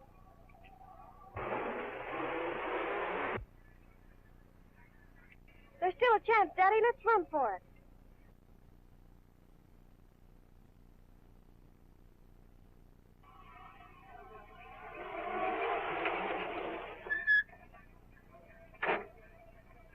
They've taken to the brush.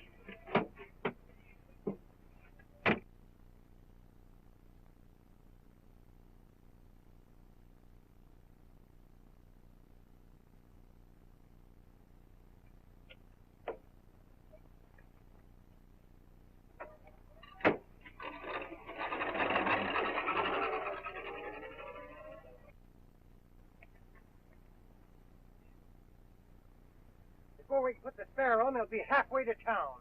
Well, change it quick as you can and pick me up at the drugstore. I've got to report to the Eagle. What do those fellows mean by coming here creating a disturbance? Well, we're stocking a jar, I guess. Sure was a fight one last. I'll say it was. One of the men didn't get away. He must still be in that room. Let's find out. Okay, look.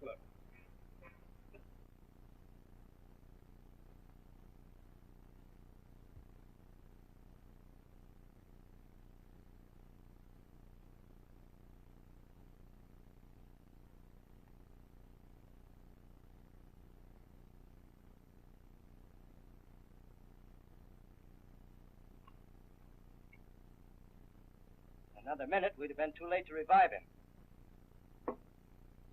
Get me a wet cloth.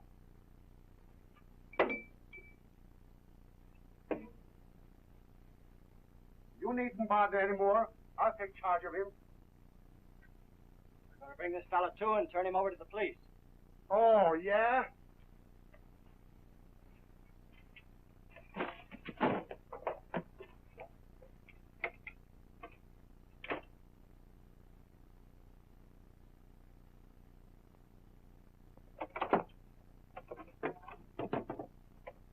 Go get the key. Yeah? Gregory got away. But McCoy is still in the hospital. Yeah. Okay, boss. I got you.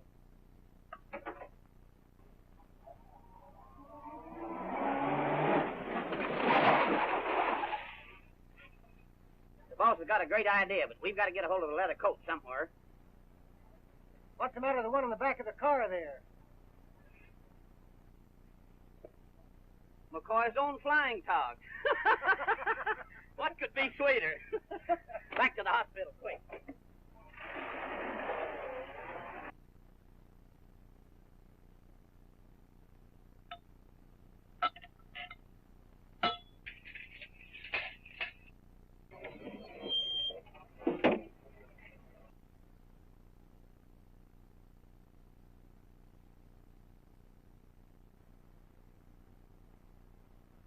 Just a minute, big boy.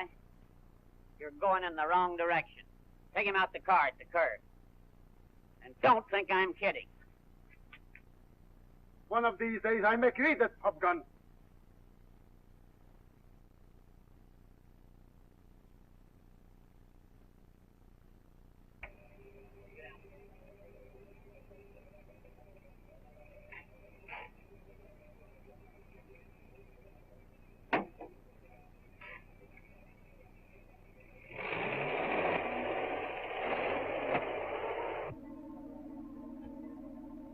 Now beat it to the flying field while I get McCoy ready.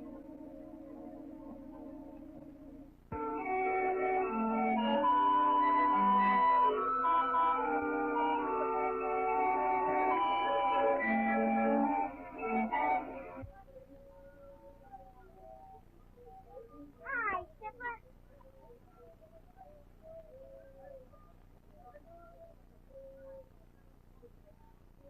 We stole a couple of minutes between acts just to sneak in and say howdy.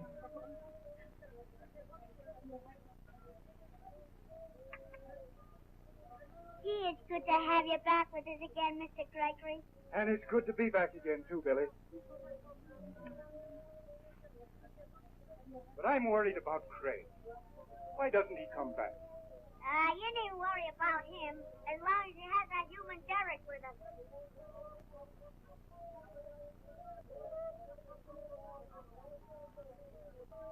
What happened? Where's Craig? They got him away from me. Well, what you doing, you big palooka? Picking feathers off a duck? Will you quit picking on me? I did my best I could. But they had a gun on me. Ah, you're still a big palooka. That settled it. None of you are safe as long as the Eagle continues his attacks on me. Daddy, what can we do? There's only one thing to do. Give myself up to the police. The police? Why, Skipper, they'll arrest you for the Eagle's crimes. I know. But if they have me in jail and the crimes continue, it will prove my innocence. Your father is right, Gene. It'll not only prove his innocence, but he'll be safe from his enemies. When do you figure on doing it? There's no use putting it off. Arrest him.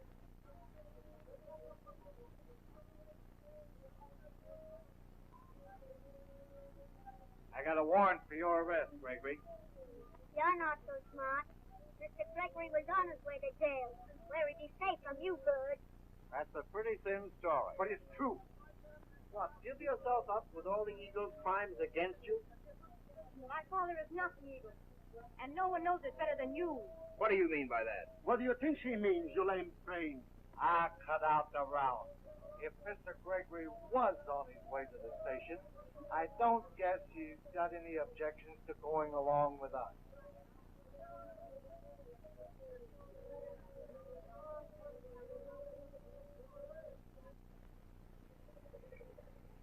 So you think I'm the Eagle, do you?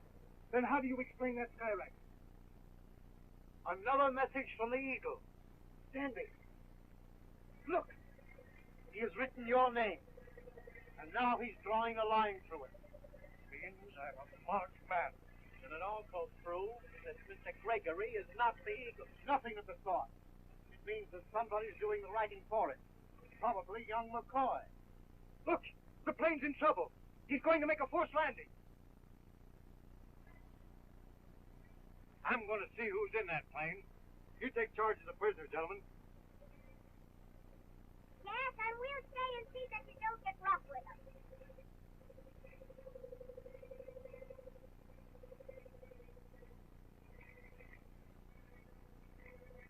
He's making his landing all right.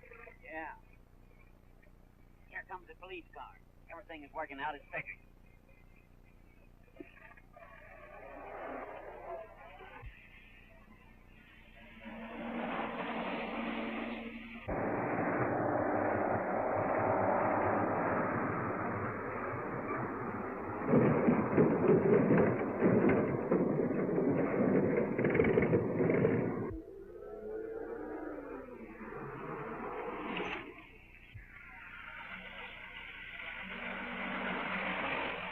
There's another car ahead of us. What does it mean?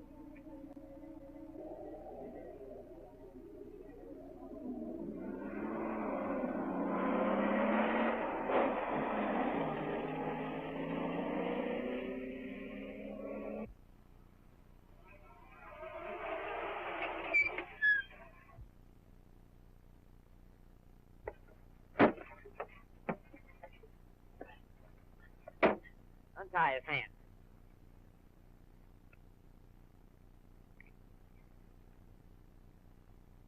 Here's something for them to find, and they search him.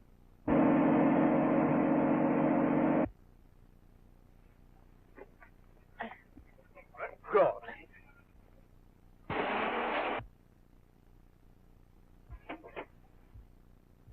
Hold it. Sure was a close call.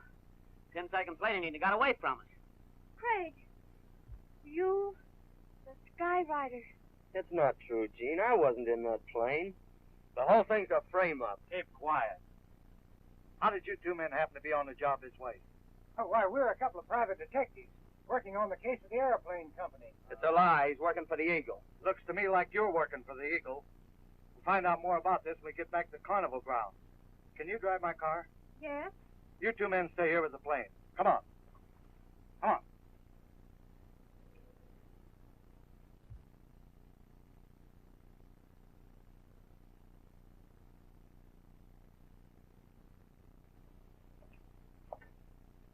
Hello, Mr. Green. I've been looking for you. How did you know I was here? I phoned the office and Mr. Ward told me. I've made some important discoveries.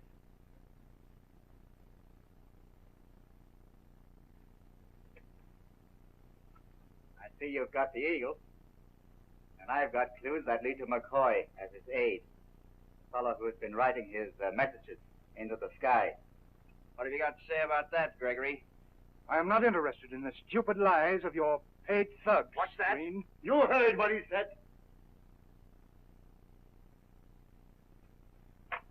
So, you caught the Sky Rider, red-handed, just as he was trying to make his getaway from the plane. Did you find anything on him that shows he's working with Gregory? You know he didn't. You framed me, but you can't drag Mr. Gregory into this. I'm not so sure. I haven't searched you yet.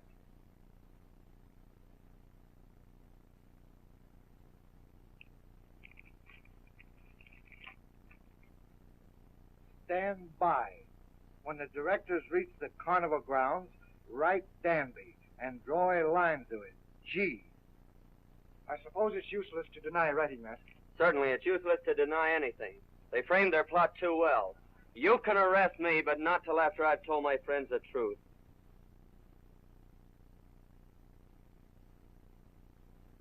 Frame-up was perfect. They planted these flying togs on me, planted a forged note in my pocket, and planted one thing more on me that you haven't found yet. One thing that I can use against you. They planted this. We don't stand a chance, Mr. Gregory. Make a run for it. Make a run for it. Drop that gun. Gee. Drop it. Hold it. You talk of frame-ups after what you've done to my father. You used that skywriting in your own crooked game. You planted that note to make it appear that you were only an agent of my father. Then you urge him to flee, branding him, your best friend, as guilty. We'll see that he gets what he deserves. Stand where you are. We carnival people have our own way of dealing with traitors. Take him. And peg him out. Peg him out? Gene, you don't mean... You know what I mean. It's a trick to get him away from us. You think it's a trick, do you? Well, see for yourselves. Take him outside.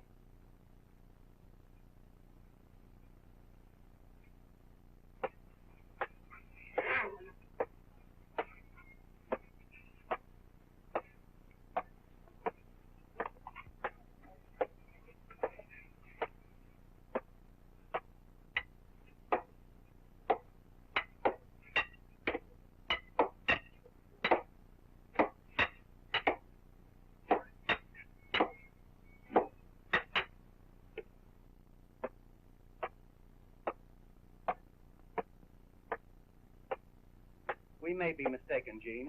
Hadn't we better stop them before it's too late? He's guilty. Let them peg him out.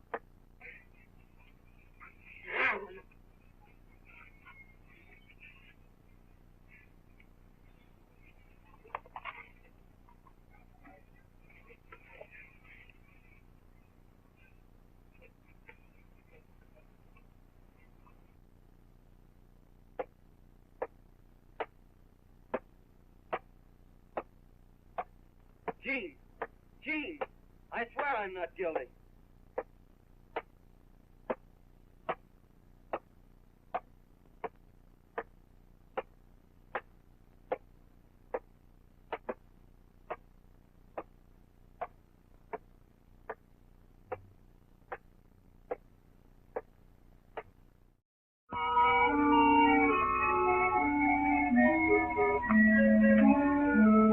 A mysterious criminal who calls himself the Eagle is plotting against the directors of an airplane factory, whom he has tried to frighten with warnings written on the sky in smoke and fire.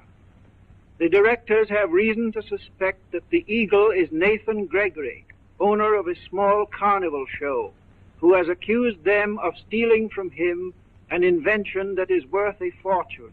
Craig McCoy, stunt flyer with the carnival, is working to clear Gregory, and his actions interfere with the Eagle's plans.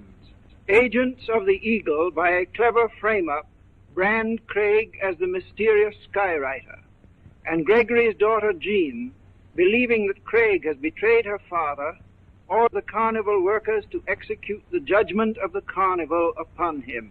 Gene, you don't mean... You know what I mean. It's a trick to get him away from us. You think it's a trick, do you? Well, see for yourselves. Take him outside.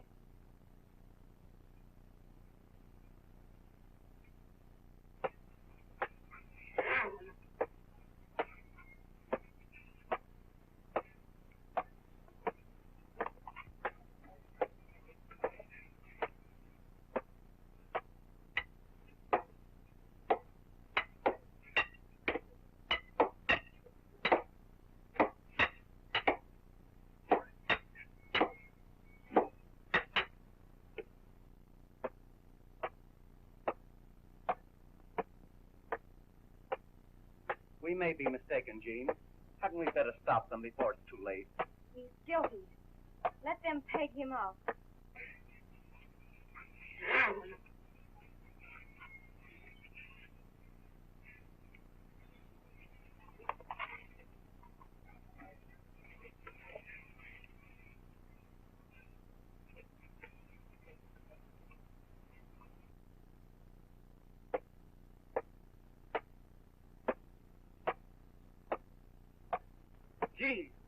Gene, I swear I'm not guilty.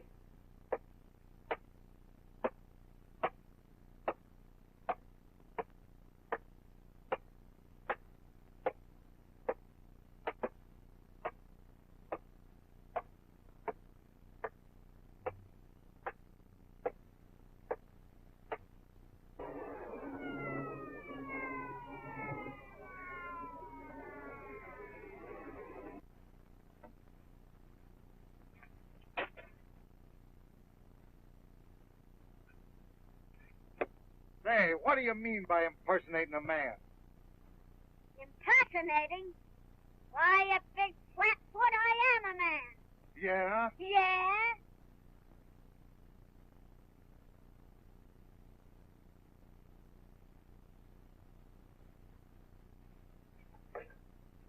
McCoy'll never do any more double-crossing.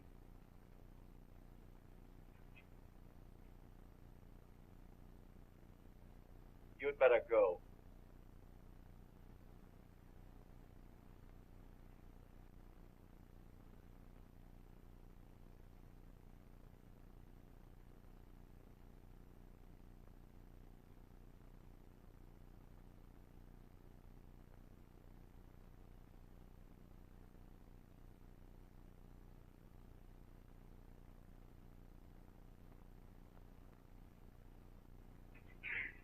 One yap out of you and I'll...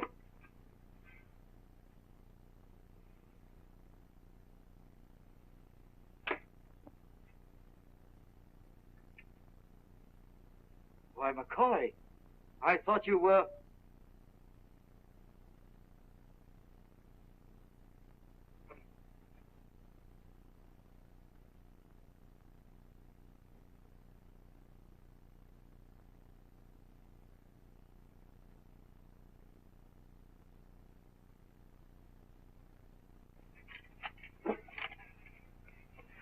Skipper.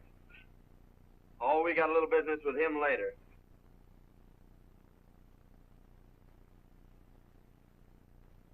It's worked. They're gone. And the cop jumped in his car and went after Billy. I ducked in here. Daddy! That was a clever trick you pulled, Gene. It worked, didn't it? Yes, but it had me scared for a while. I thought it was on the square.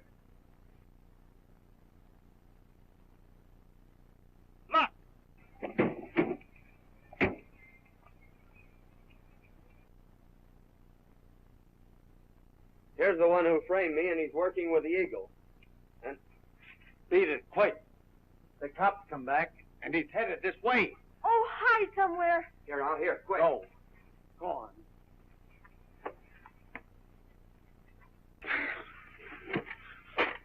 Hey, listen. If that cop comes back in here, you get rid of him or...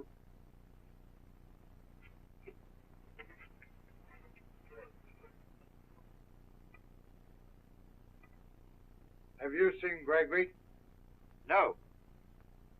Say, what are you hanging around here for?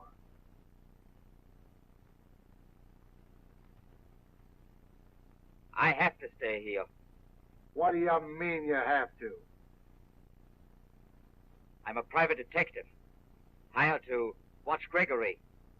I've got to stay here and pick up his trail. Good. You stay here and nab him if he shows up. I'll go over and watch that airplane. The Skyrider will be back for it sooner or later. Okay.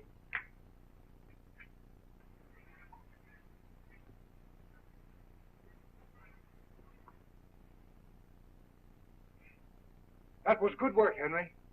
Oh, that was nothing at all, Skipper. If he'd have squawked, I sure would have plugged him. Hey, you!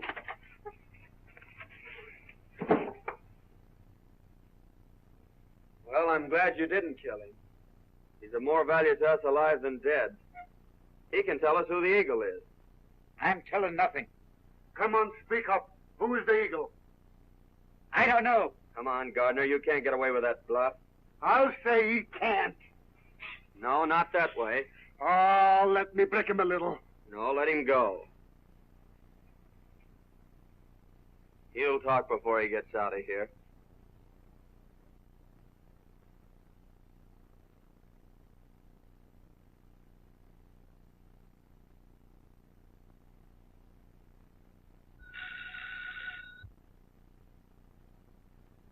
Hello. Better get that plane out of the way before the cops find it.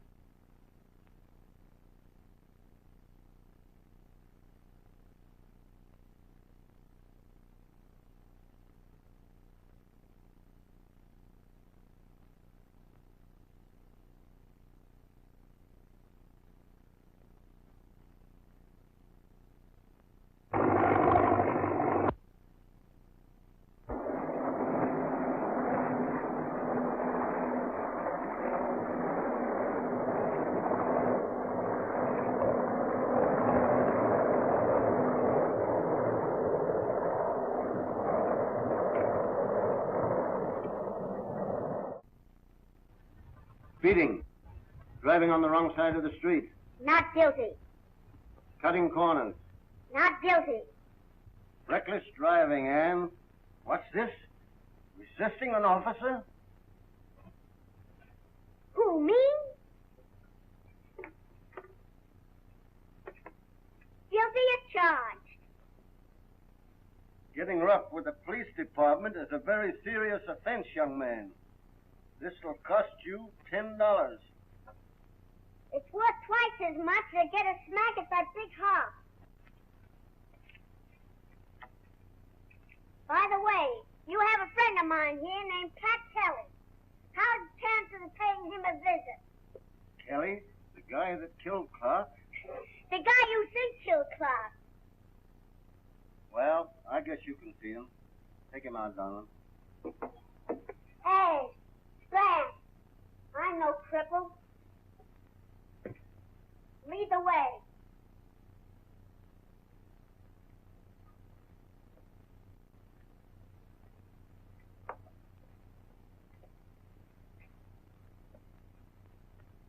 Oh, Kelly. Gee, it's good to see you, big boy. How's everything about the carnival? Everything's okay, and old boy, are you a hero? Who, me? You taking a rap for killing Clark so Craig could be loose to investigate sure has made you stand ace high. Ah, gee, Billy. Any of us would give his right arm for the skipper. What's the matter, Callahan? You look as if you've seen a ghost. I think I did. Did any of you ever hear of a plane flying without a pilot? Why, the government's experimenting with radio-controlled planes. Radio.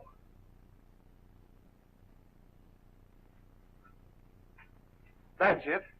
Listen, there were a lot of gadgets in the cockpit. So you think Gardner was in on the killing, do you? Yes, Gardner and two other guys. Who were they? I don't know. I never seen them before. One wore a crush hat, and the tall guy had on a light cap. That sounds like Moore and Boyle. Can you prove it on him? Well, knowing it and being able to prove it is two different things. This sounds like a hot lead. I gotta get busy. So long, Kelly. I'll be seeing you. So long, big boy. If Callahan ain't dreaming, those sky messages are being written by a radio-controlled plane. I don't know anything about radio, but I seen that plane fly without a pilot. It's up to us to find out where it's operated from. Well, it's not from the carnival grounds. I've been over that with a fine-tooth comb.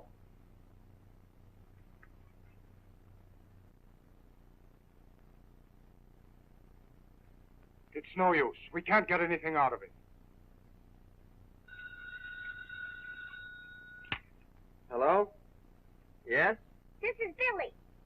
I got some big news for you. What? Radio? Moore and Boyle, too, eh? Well, that's great work, Billy. Well, I guess you won't have to talk now unless you want to.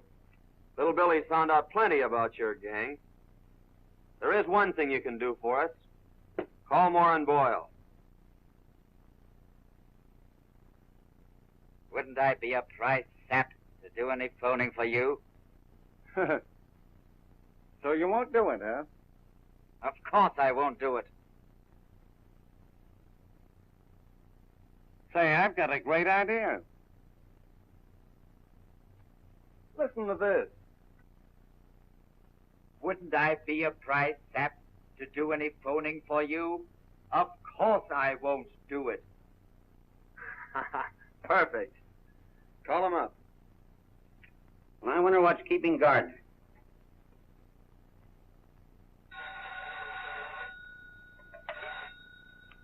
Hello, this is Boyle. It's Gardner. I got pretty badly banged up, but I've got some important information. What is it? Okay, we'll wait. He's been hurt. Hurt? He was afraid to talk over the phone, but he's on his way here. They fell for it. Great. Get the first aid kit, will you please, Gene? All right, Gardner, off with the coat.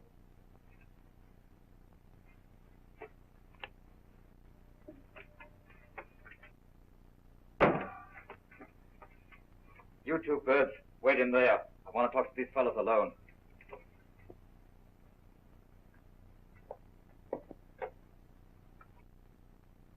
Well, what happened? I was trying to make a getaway with Gregory when the carnival crowd jumped me. Well, they sure wrecked you. I'm lucky to be alive. That confounded ventriloquist tried to shoot me. Well, how'd you get away? Never mind that. We've got to get busy. McCoy knows that you two were in on the shooting of Clark. You mean he knows who fired the shot? I think so. Then we've got to stop McCoy. We'd better phone the Eagle. He may have a better plan. You do it.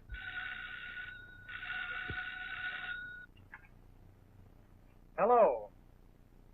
This is Boyle. Who? Why, it can't be. Never mind, go ahead. I'm a prisoner at the carnival. Gregory is still here. Yeah, I get it.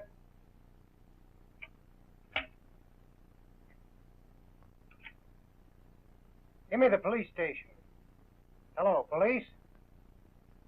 You'll find Gregory at his carnival. Yeah, I'm positive he's there.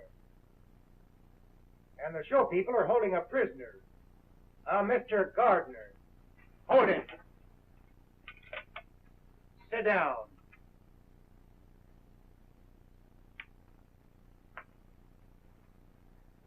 Take off his phony bandages.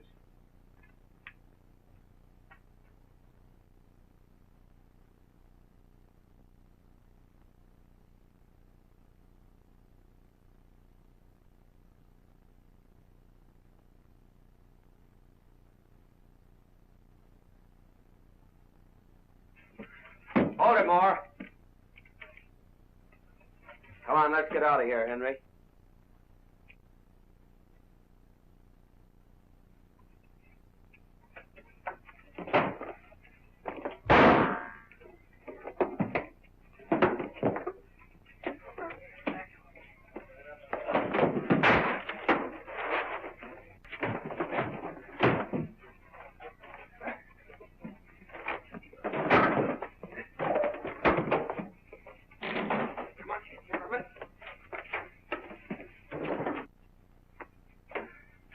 Out the bar escape, Henry.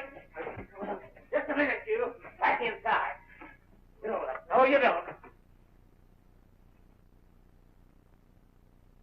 Down there, you. Come on, Henry. By the other door.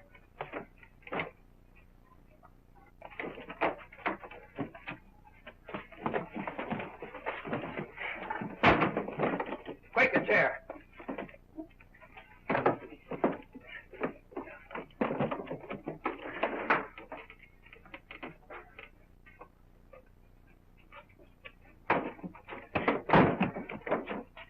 went down the fire escape. We can beat them by the stairs.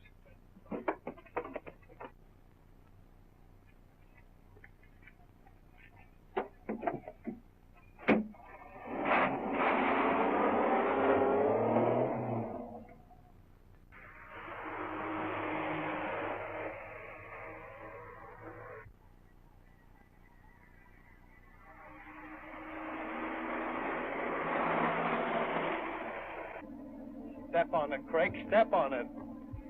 We're not gaining on them. Take a shot at their tires.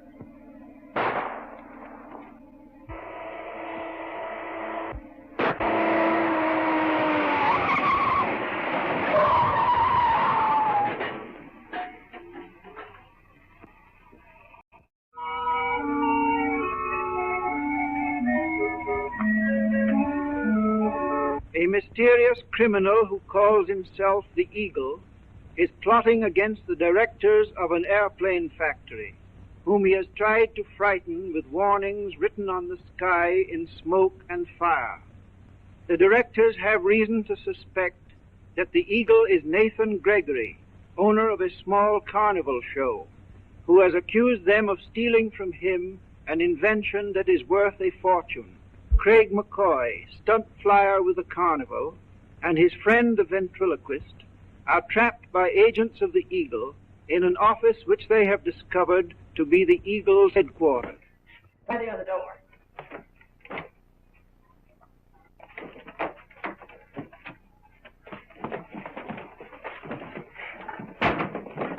Break the chair.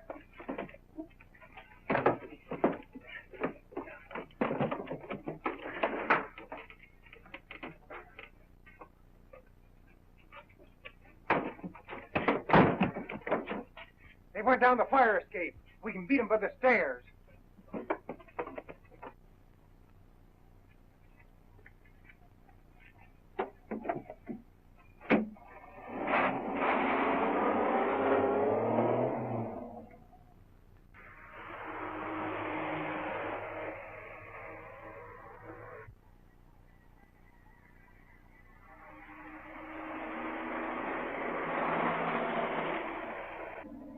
Step on it, Craig. Step on it. We're not gaining on them. Take a shot at their tires.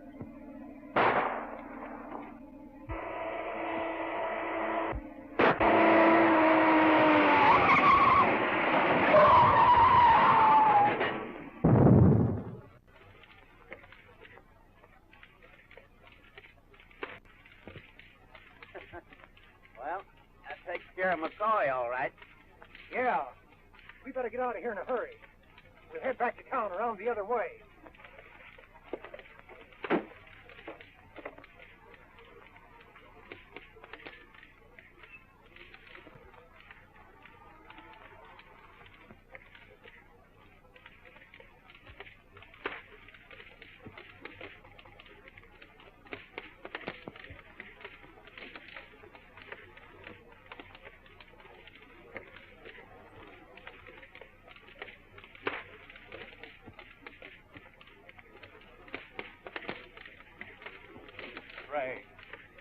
Craig.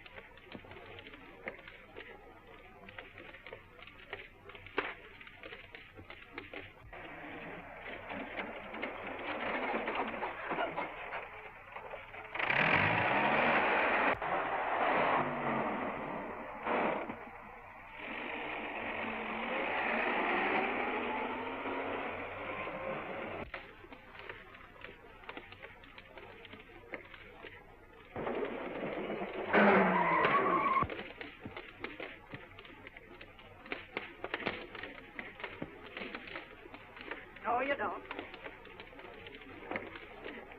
Pick up McCoy and throw him in the car. What about this other mug here? Oh, McCoy's the only one we want.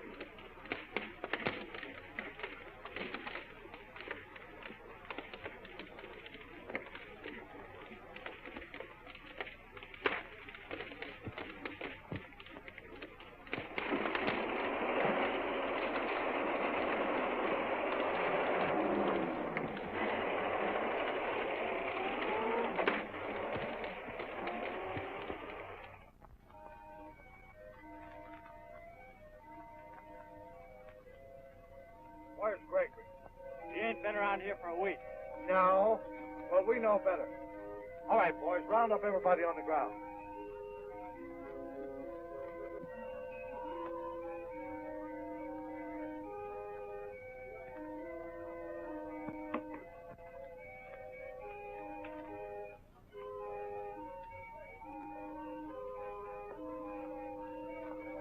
The police.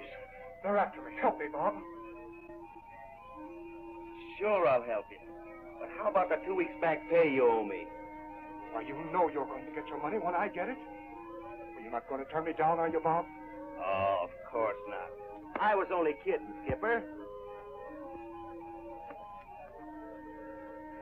Here, get into this. I'll be back in a minute.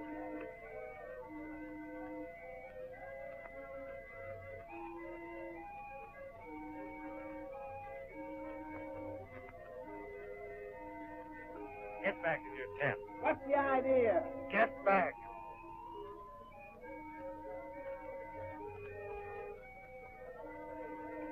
Here, put this on. You'll think you're me.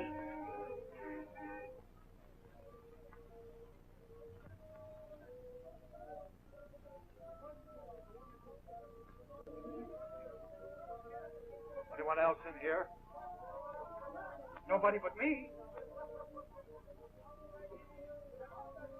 All right, you stay here.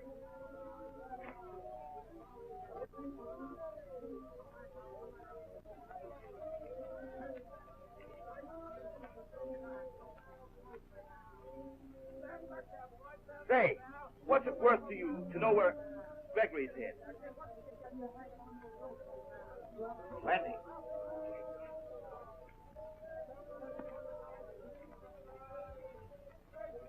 What's that?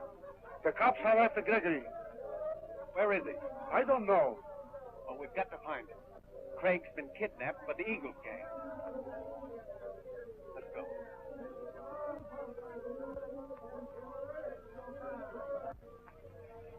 You know where the skipper is, Bob? Watch the door, Heidi. I've got bad news for you, Skipper. Something is up.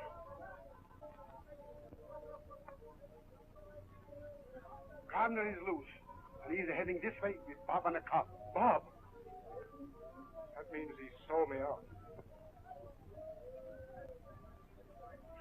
Get in there, quick.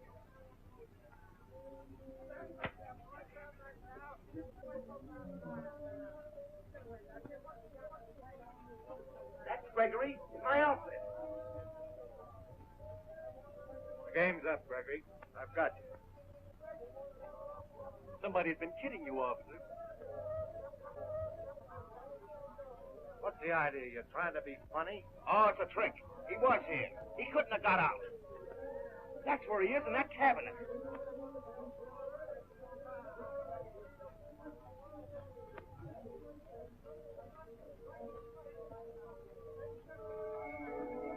Hey, Lip, are you trying to stall me while Gregory gets away? Oh, wait a minute. Can't you see it's a trick cabinet?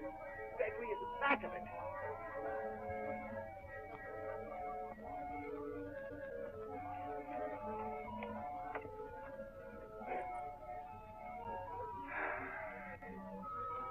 What are you trying to pull on us?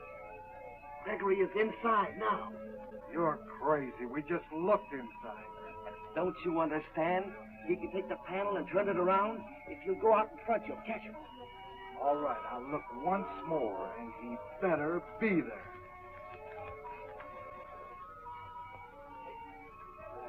Well, he ain't. He ain't there. How'd I pinch you for interfering with the law? But listen, officer, I want to tell you. So you tried to sell out the skipper, did you? You little rat. That's enough. Let's forget it. Henry, what was the bad news you had? The Eagles bunch have kidnapped Craig. What happened? Keep him here till I report to the Eagle.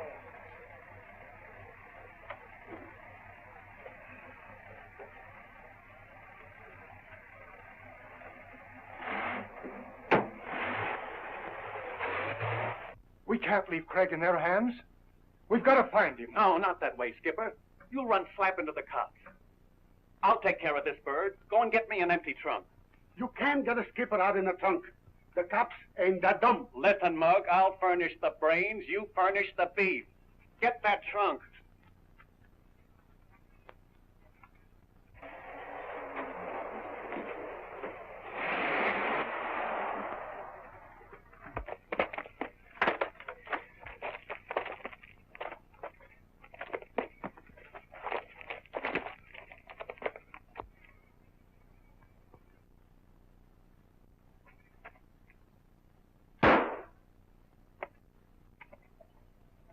Give me that gun. You fellas get up there and head him out on that runway, and I'll get him at the other end.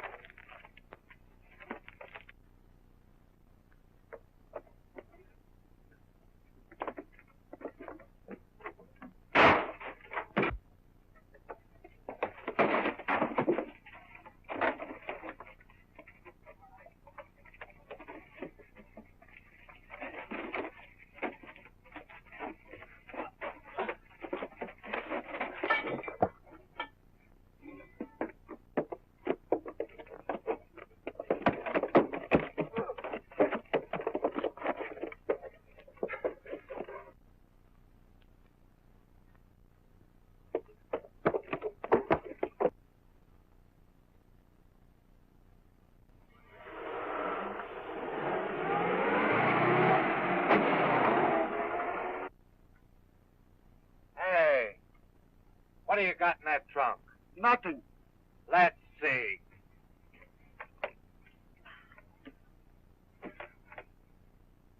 Open it up.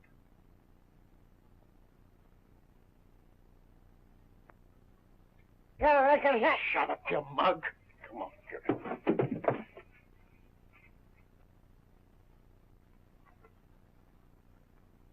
it. All right, take it in.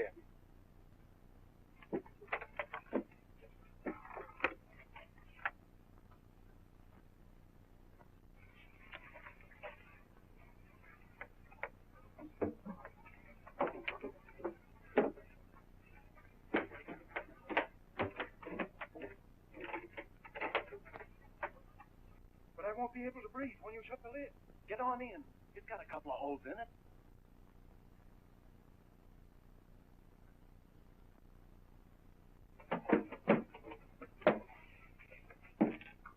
What's the idea? I ain't done nothing. You've got Gregory in there. I have not. Now I know he's in there. Open it up. Didn't I tell you it wouldn't work? Oh, so he is in there, huh? Come on, give me the keys. Gee whiz. I give it to him, and it's locked up in there. Now we'll have to take the trunk and all to the station.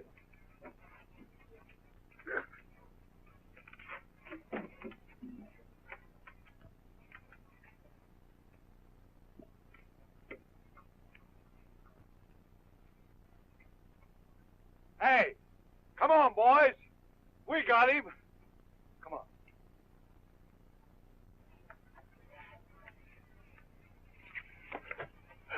That was great work, boys. I'd give $1 to see that cop's face when he opens the trunk and sees who's in it. And I would give $2 to hear what the double-crossing clown says when they turn it loose.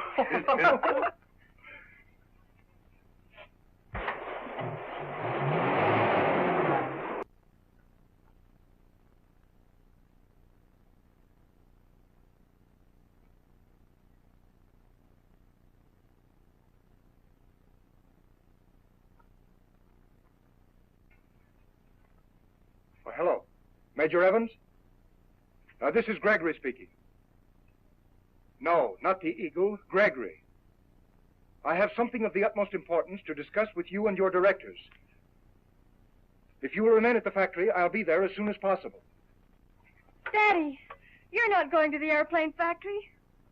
They're holding Craig prisoner. I've got to do something to help him. Oh, but those men are your enemies. You can't put yourself in their power. You wouldn't have me desert a friend who's risking his life to help me. Now, would you, Jean?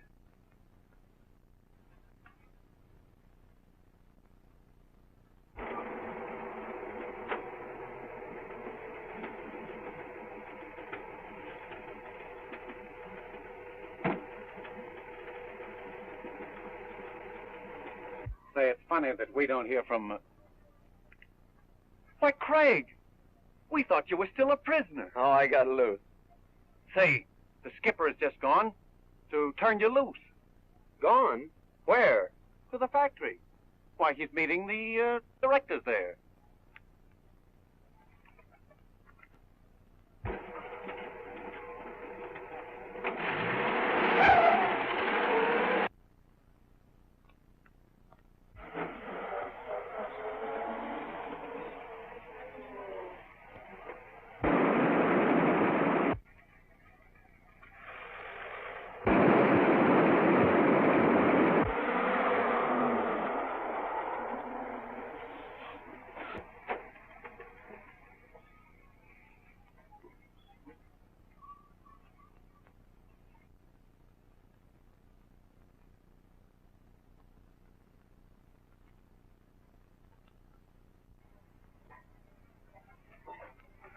Oh, won't you sit down? You're holding Craig McCoy prisoner. I've come to make a deal for his release. What sort of deal, Gregory? You built this business on the invention you stole from me. Let McCoy go, and I'll sign over all my rights to the invention. Do you really mean to say that you had such an invention? Certainly I did. Then it's you who've been threatening us. No, I've never threatened you. That's just a charge you've trumped up against me because you robbed me and wanted to get rid of me. Oh, that's idiotic.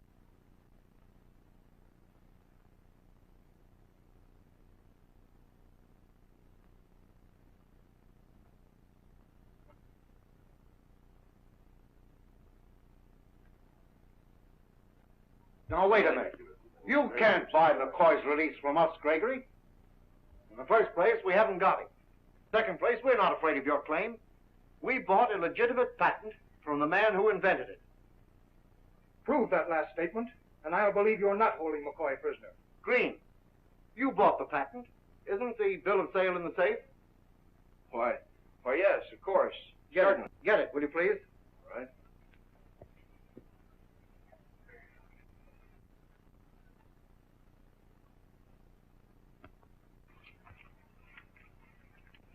Here it is.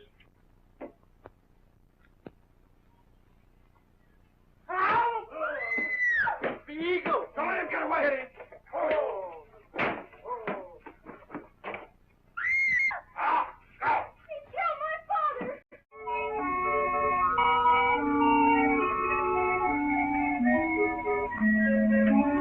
A mysterious criminal who calls himself the Eagle is plotting against the directors of an airplane factory, whom he has tried to frighten with warnings written on the sky in smoke and fire.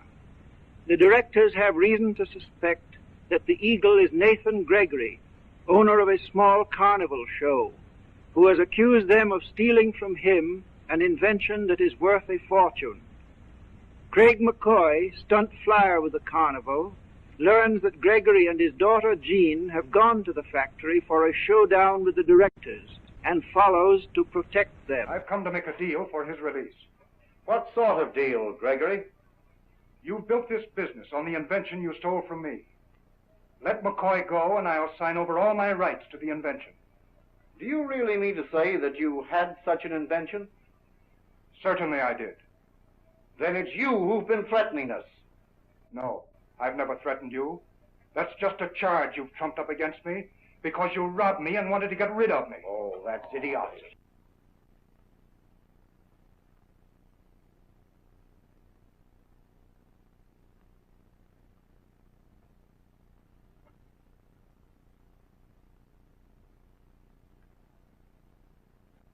Now, wait a minute. You can't buy McCoy's release from us, Gregory. In the first place, we haven't got it. Second place, we're not afraid of your claim. We bought a legitimate patent from the man who invented it. Prove that last statement, and I'll believe you're not holding McCoy prisoner. Green, you bought the patent. Isn't the bill of sale in the safe? Why, yes, of course. Get it, will you please? All right.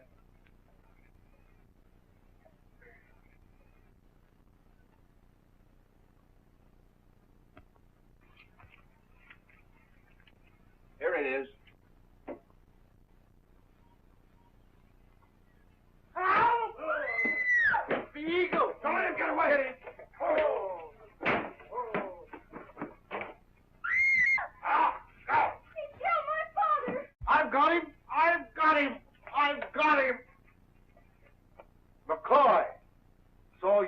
eagle after all. You killed Daddy, the best friend you've ever had. Why, Gene, I didn't. Well, he isn't dead. Get some water, quick. Someone call the police. Let's put him in a chair. Police headquarters. Ward, guard the door. Yes, sir. Police headquarters, send a couple of men to Evans Aeroplane Factory right away. What happened? Who hit me? Craig. Craig? Yes. The man you've treated like your own son. But I can't believe it. Why, Craig wasn't even here. Well, it is true. We caught him here just after the lights went out. It's all clear to me now. McCoy has been trying to blackmail us on the strength of what you told him about your invention. That isn't true, is it, Craig? No, it isn't. One of these men is a blackmailer who is trying to get control of the company by scaring the rest of them into selling their shares. Oh, nonsense. He came here to get that bill of sale and struck you down to get it. Search him, boys.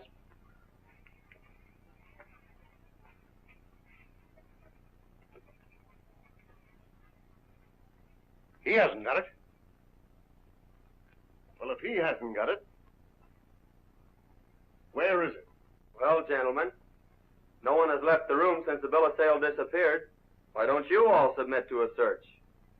That sounds reasonable to me. I'll be the first. But who's going to do the searching?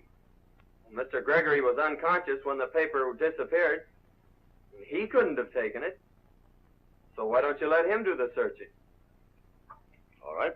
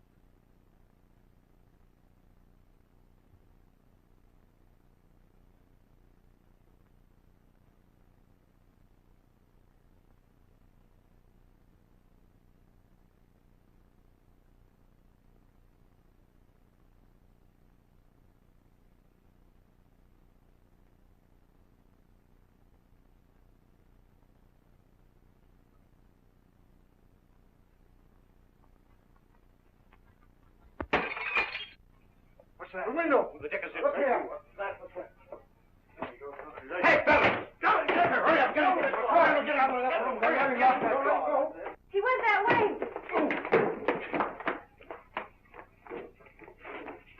Thanks, Gene. Get the bill of sale. It's in the wastebasket. Wait. Whoever put it in there will be back to get it. Now's our chance to find out who's at the bottom of all this trouble.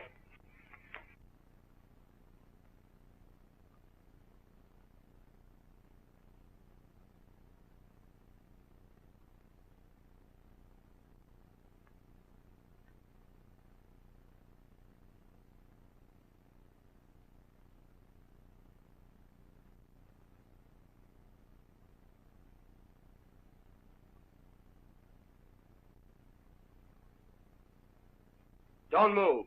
I've got you covered. I knew the guilty man had come back for that paper. So you're behind all this, are you, Major Evans? No, you're all wrong.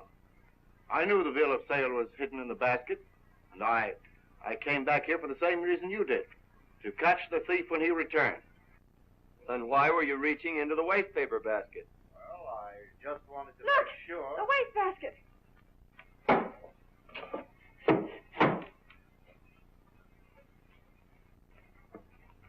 Wait a minute. I know who got it. It was Green. I recognized the ring on his finger. Well, that clears you. Yes, but they'll never believe it until you get the bill of sale back. Police. I'll have to make a run for it, but I have a plan to get that bill of sale back. Now listen. This gives us two chances. If the first one fails, I'll be there to make my play, and we're bound to win. Get your father in the car and get the motor running. I'll be there.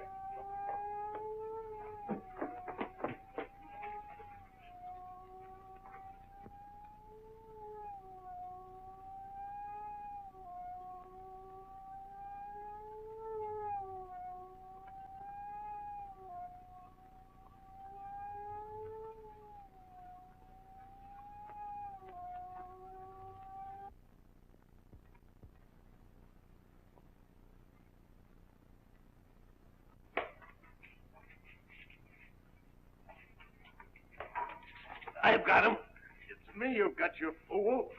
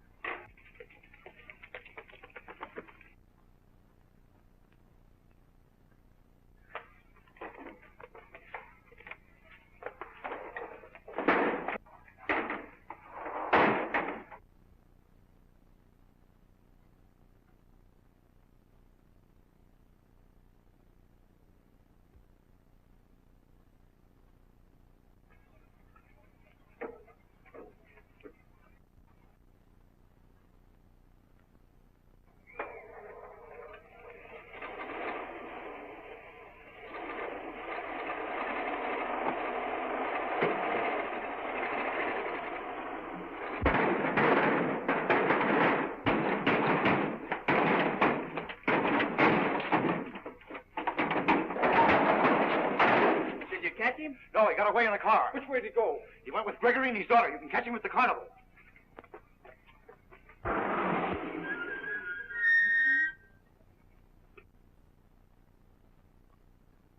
No lights. Well, that's funny. I thought sure the troupe would keep the show going.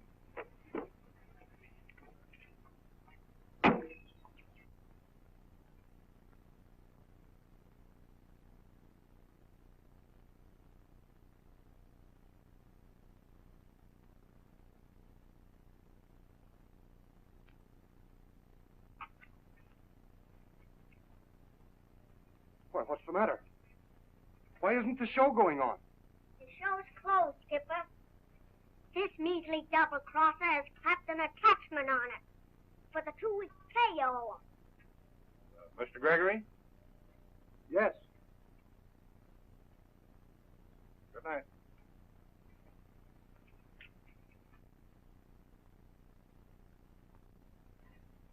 You rat. Hey, Sheriff. You forgot your hat. Give it to me. Wise guy. Oh!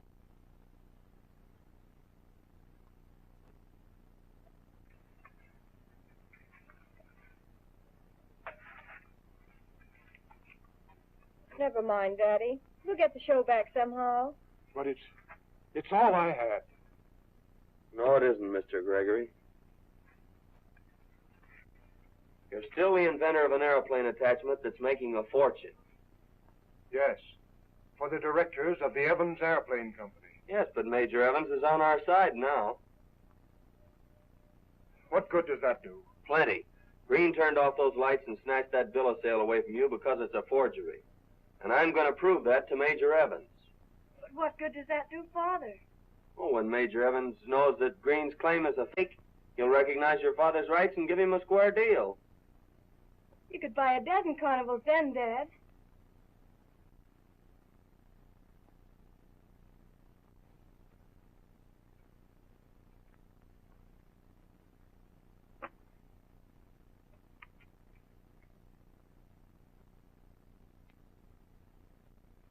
I'm leaving in a minute to go after that bill of sale. And I think with your help we can get it. You can always count on me, brother. Sure. Well, now, here's what we'll do.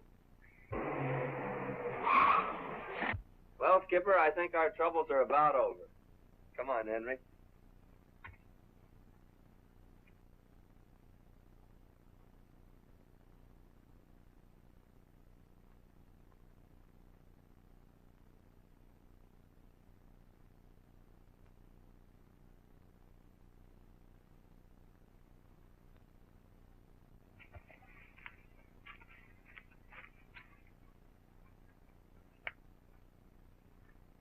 I'm glad you've come. I'm tired of running from the law. The directors have withdrawn their charges against you, Gregory. It's Craig McCoy we want. He's not here. Okay, but he's on his way here, and we'll wait till he comes.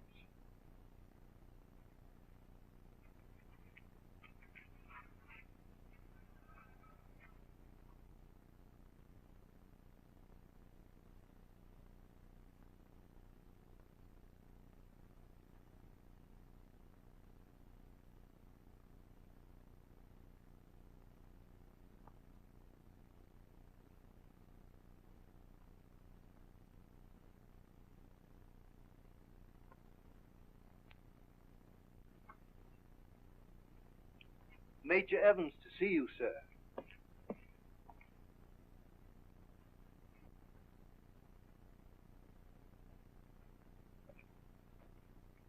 Have you got the bill of sale, Green? Why, what makes you think that? Come on, don't stall. We've got to work fast. Gregory and his gang are on their way here to get it right now.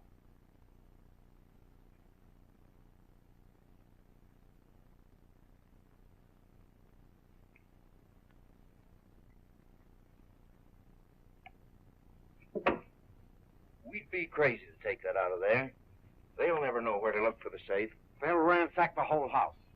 Don't take any chance.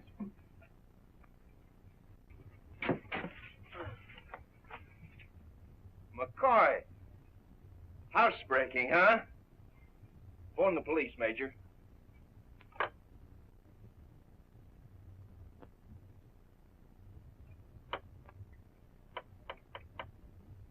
Line's dead. Somebody's cut the wire. Oh, yeah. Why did you come sneaking into my house? To get the bill of sale. I see.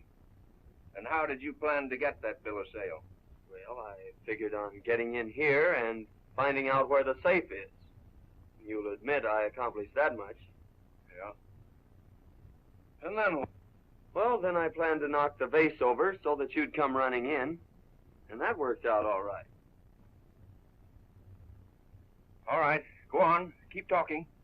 Well, my next move was to keep you talking while my partner got into the next room and sneaked the bill of sale out of the safe. And we seem to have accomplished that, too. A trick, eh?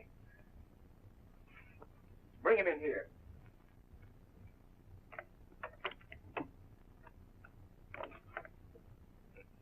You sure had me worried with that cock and bull story. Well, if you think that bill of sale is in the safe now, you still have something to worry about.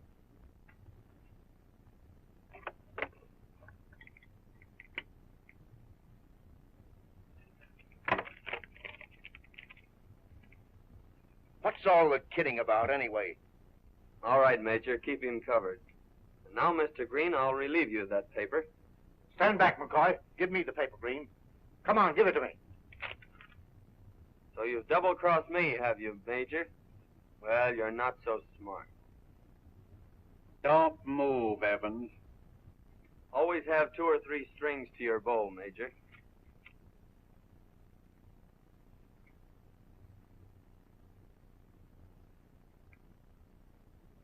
You're a fool. We're in a fine jam now.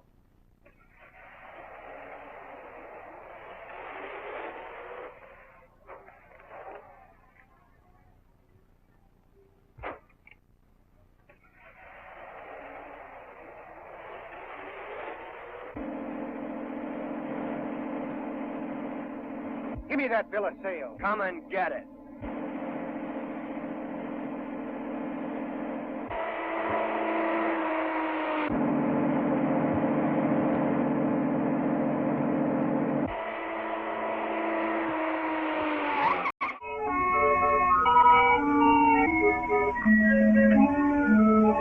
A mysterious criminal who calls himself the Eagle is plotting against the directors of an airplane factory whom he has tried to frighten with warnings written on the sky in smoke and fire. The directors have reason to suspect that the Eagle is Nathan Gregory, owner of a small carnival show, who has accused them of stealing from him an invention worth a fortune. A bill of sale on which the directors base their claim to the invention has been mysteriously stolen, but Craig McCoy, stunt flyer with the carnival, has traced the theft to one of the directors, named Green, and has recovered the paper with the aid of his friend Henry, the ventriloquist of the show. Don't move, Evans. Always have 2 or 3 strings to your bow, Major.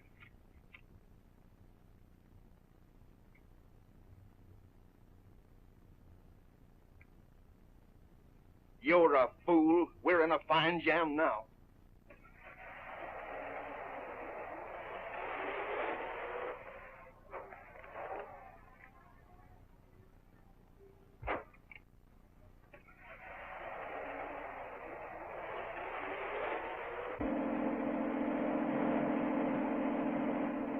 Give me that bill of sale. Come and get it.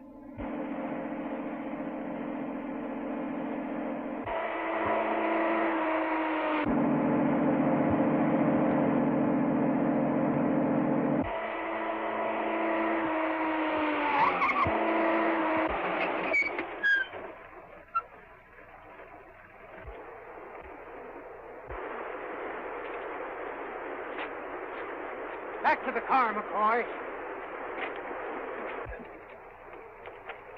Well, we got him, boss. Yes, I see you got him, but what I want to know is, have you got the papers? Well, No. He dropped them when it fell off the car, and it went in that.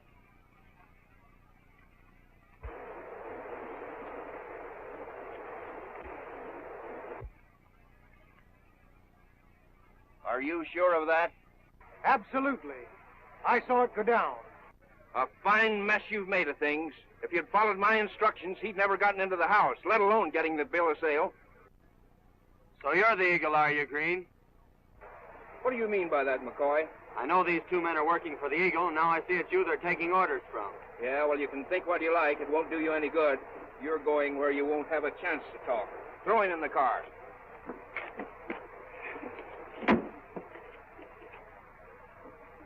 Now, if we could only get a hold of Gregory, we'd have the whole thing in our hands. Well, that's very simple. We'll make McCoy phone Gregory to come up to the office. That's a good idea. Get back to town. Come on, get going, you. All right, but don't tip my hat. Get going, I said.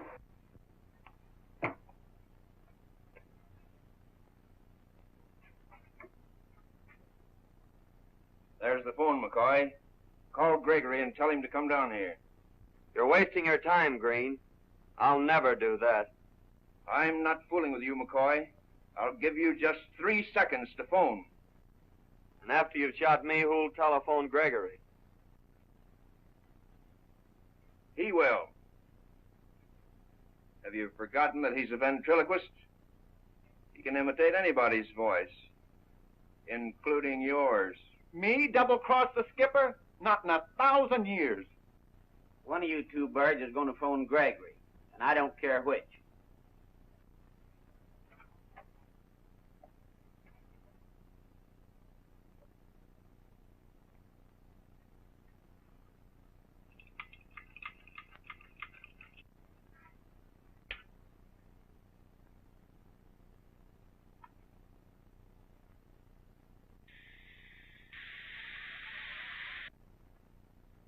You know, they can melt lead with one of those things.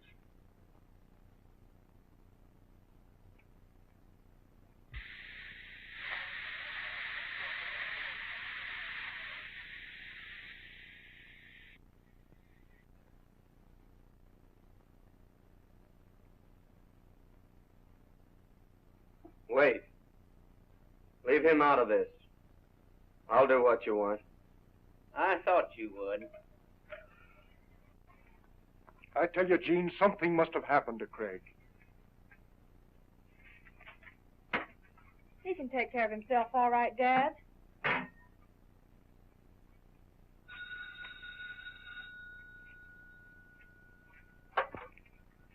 Hello? Is your father there, Jean? Yes, he's here. What? Well, where is he? I just told you he was here. They took him. Who took him? What's the matter?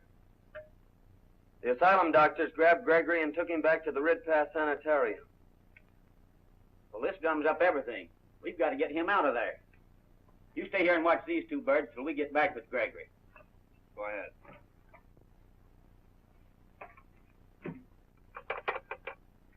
Central, where did that call come from?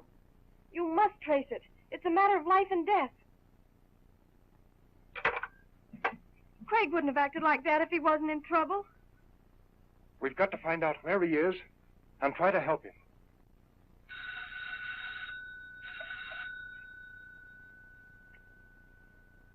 Hello? Who's talking? Oh, I didn't recognize your voice. Where are Moore and Boyle? They've gone out to capture Gregory. I've got McCoy here with me. Yeah. This time I've got everything under control. All right. Goodbye.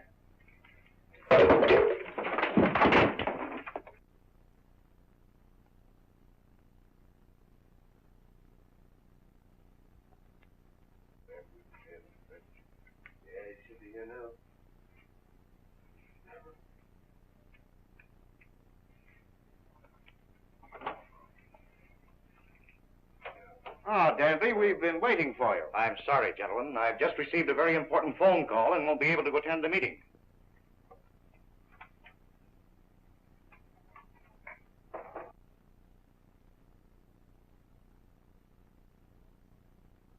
Hello, Red Path Sanitarium?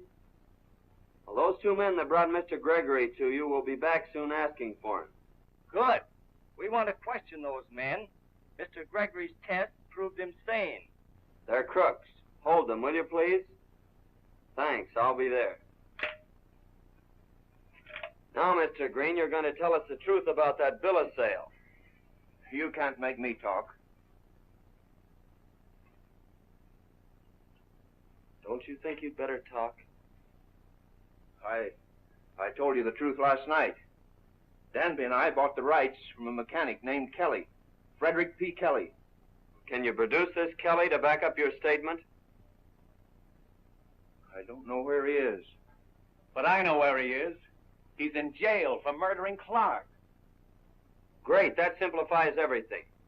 Phone Gregory and tell him to meet you and Green at the police station, and I'll get Moore and Boyle. We'll have a final showdown. Go on, get back. We've convinced Gregory that we're the rightful owners of the invention. I'm not so sure of that. You know, Gregory was here when the bill of sale was stolen. Has it ever occurred to you that Gregory might have taken it to destroy our proof of rightful ownership? Nonsense. We've heard the last of Gregory. The last of Gregory. Look.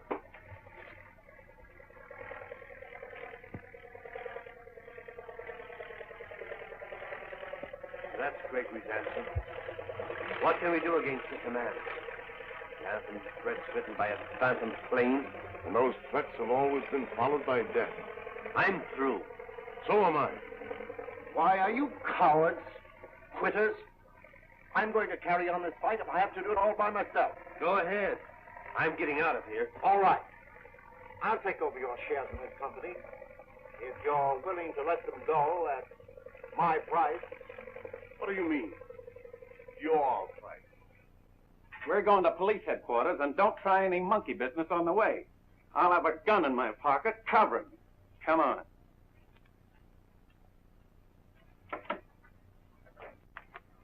Daddy, Craig's safe. How do you know? Henry just phoned. Craig wants us to meet him at police headquarters right away. Police headquarters? Yes, they've got the Eagle.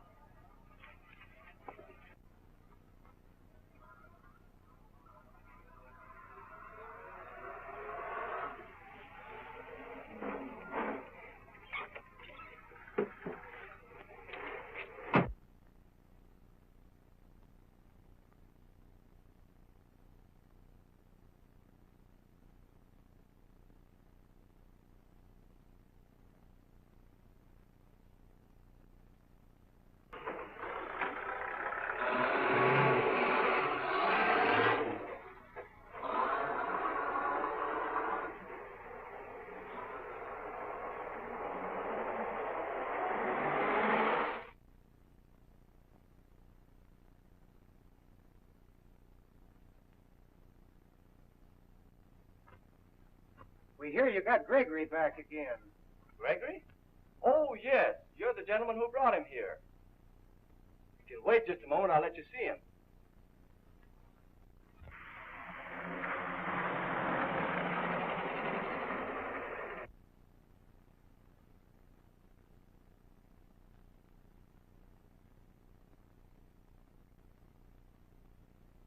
Grab him, boy. No, you don't. Line up against that wall.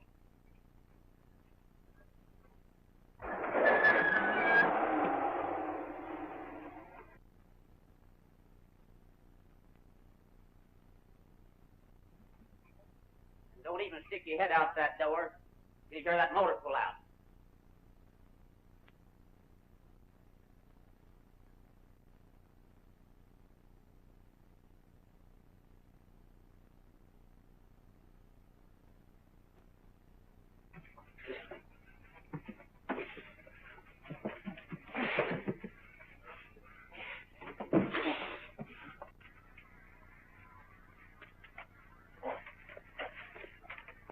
We'd better take him along.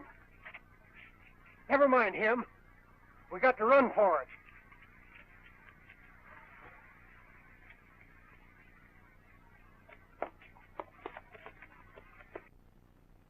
Don't let him get away. Drop that gun.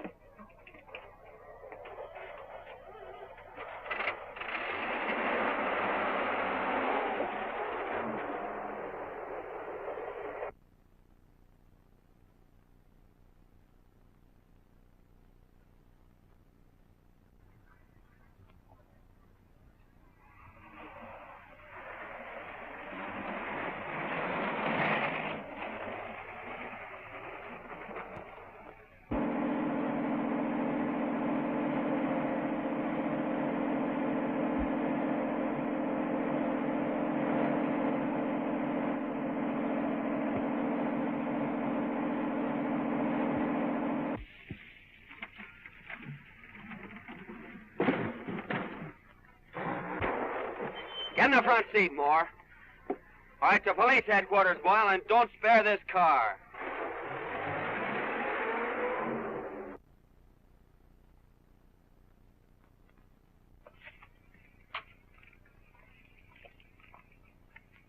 Where's Craig? He'll be along pretty soon. What's this all about, Henry? This is the Eagle. The Eagle? We want to talk to Pat Kelly, and in the presence of witnesses.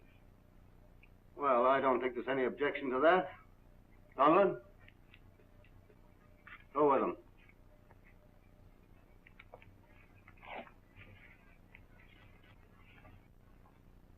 Why, Gene, Skipper, Henry, why, it seems like the whole carnival's come over here to see me.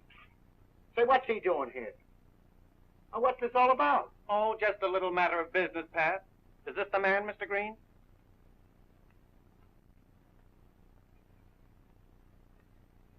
Yes. That's the man who sold me the invention. Well, what are you saying? That Kelly, my old friend, stole my invention? I can't believe it. Well, it's a lie. I don't know anything about it. Kelly, you know you signed the bill of sale for the plans. Well, where is this bill of sale you're talking about? Show me my signature. Told you he was lying. He hasn't got anything to back it up. Oh, Skipper, why should I steal your plans? You've always been my best friend. Pat, are you sure you're telling the truth? My father's whole future depends on what you tell now, Pat. All right. I'll tell everything I know. I did sell the plans to Green. But there was another man who knew about it. And he's been trying to cash in on it. Who was it, Kelly? Speak up, Pat. You've got to tell us.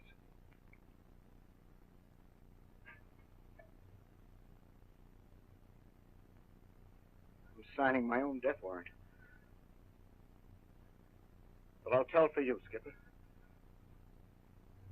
The man is...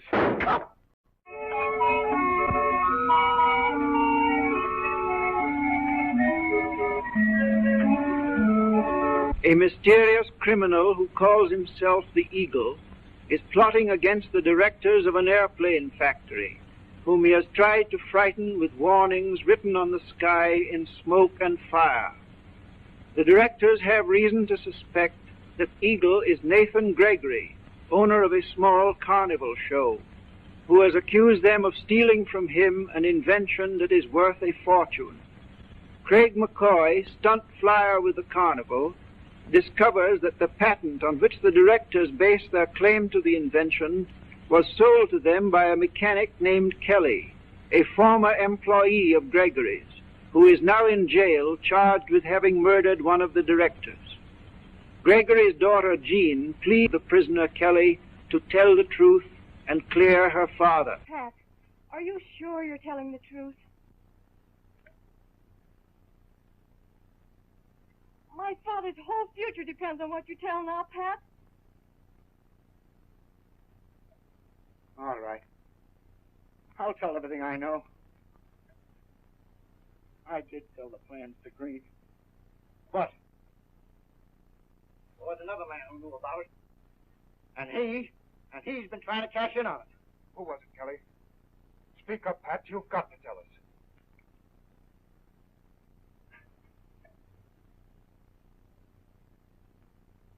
I was signing my own death warrant. But I'll tell for you, Skipper.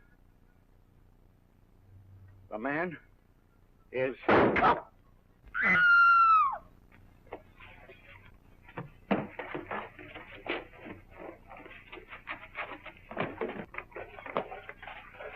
The shot came through that window. You two men get out the back way. Get Gene out of here, quick.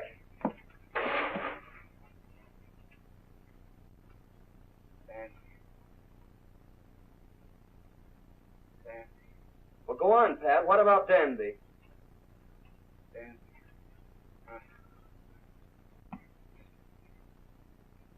You get some bandages and I'll phone the doctor.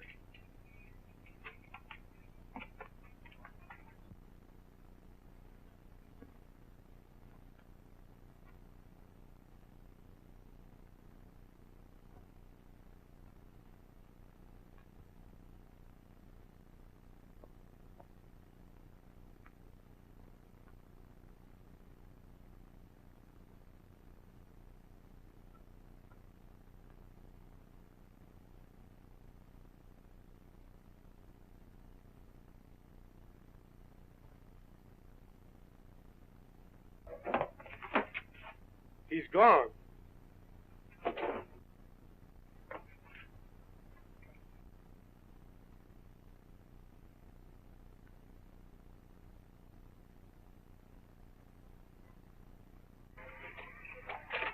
Turn him loose, Henry. Turn him loose? Why? He's the Eagle. He can't be. He was in the jail when the shot was fired.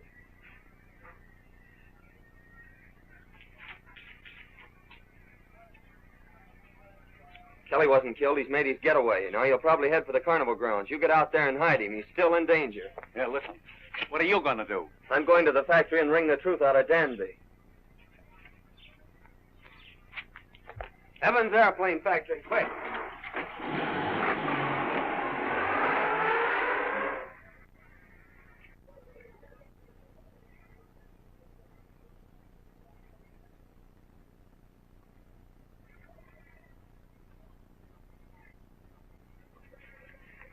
Find anyone? No. Officers, look.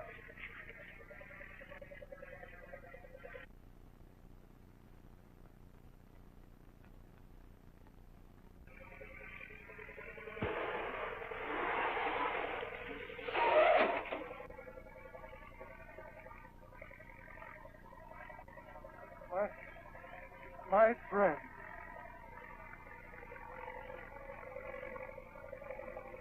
Look, something's wrong with the plane.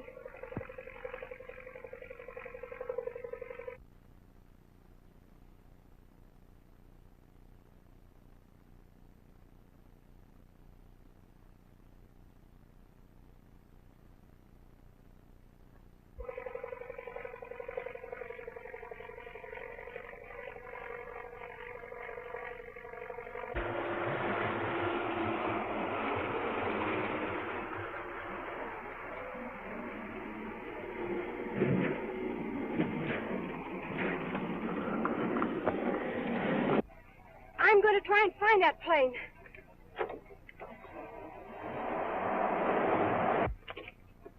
Say, someone just phoned in that plane made a forced landing out by the country club. Come on.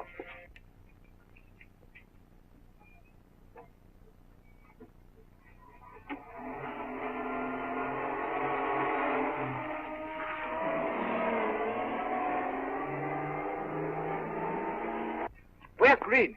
We've got to work fast. You two follow that police car. Okay. Moore, you come with me to the factory. We've got to stop McCoy. Come on.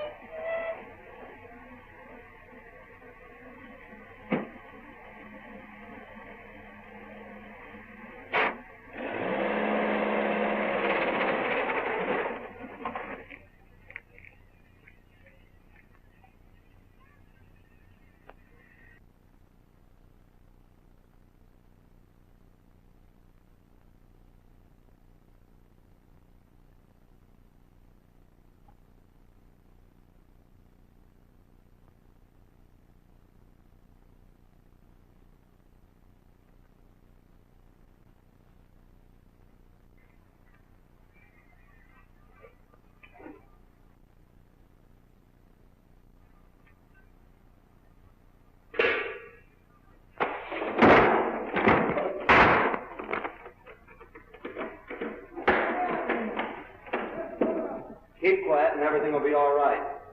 Otherwise, it'll be just too bad for you.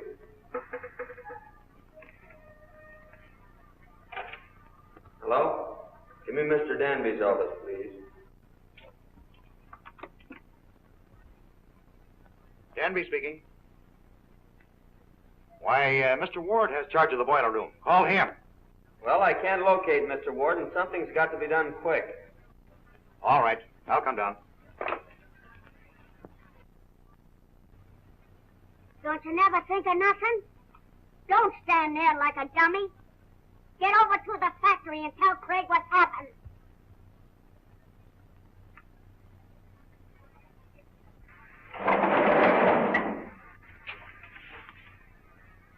McCoy.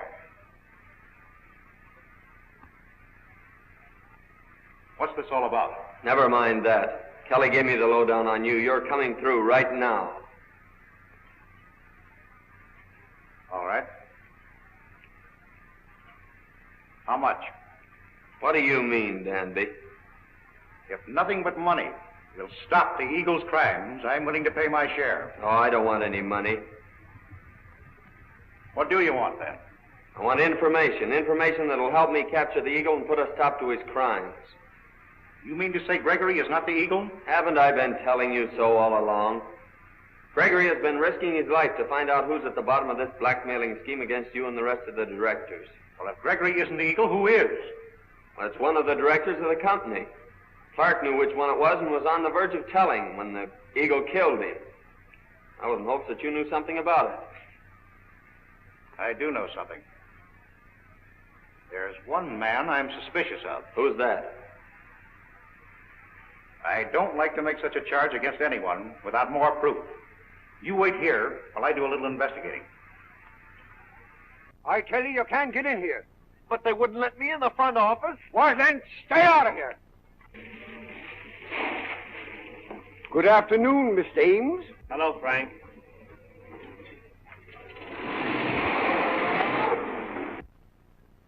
Leave the gate a minute, Frank, and come over here quick. Yes, Mr. Ames. What is it, Mr. Ames? What do you mean, Frank? Why, didn't you call me?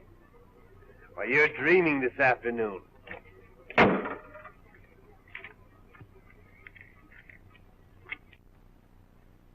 Hey, you! You can't come in here. Get out of here. What did I tell you? Come on, come on.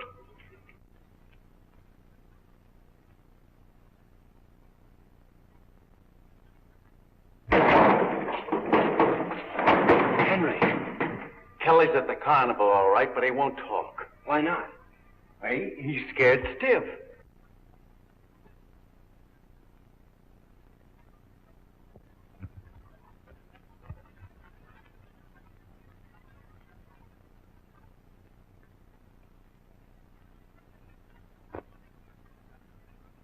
Gene and the skipper haven't shown up at the carnival yet.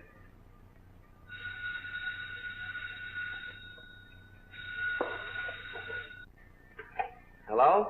Come up to room 204. Yes, 204. I found the proof. I'm sure of it now. He's the man I suspected. He is, Hello?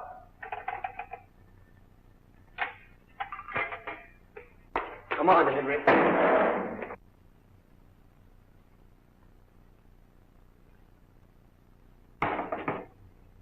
Here, I have a key. All right.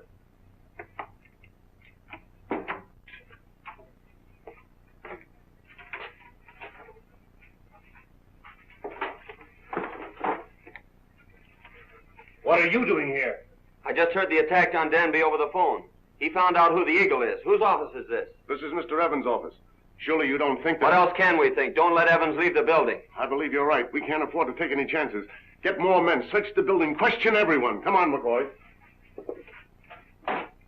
Henry and I'll wait here in case he comes back. This is all a blind. Somebody's trying to put the blame on Evans. Danby phoned from 204 and this is 206. This is 204.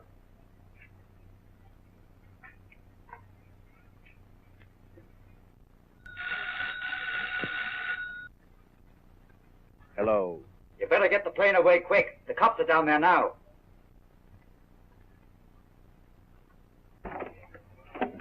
Now, this proves that neither my father nor Craig did the skywriting. It's a radio-controlled plane. Yeah, Gregory and his daughter is there, too. You better act quick. The girl is in the plane now, fooling with the control boards.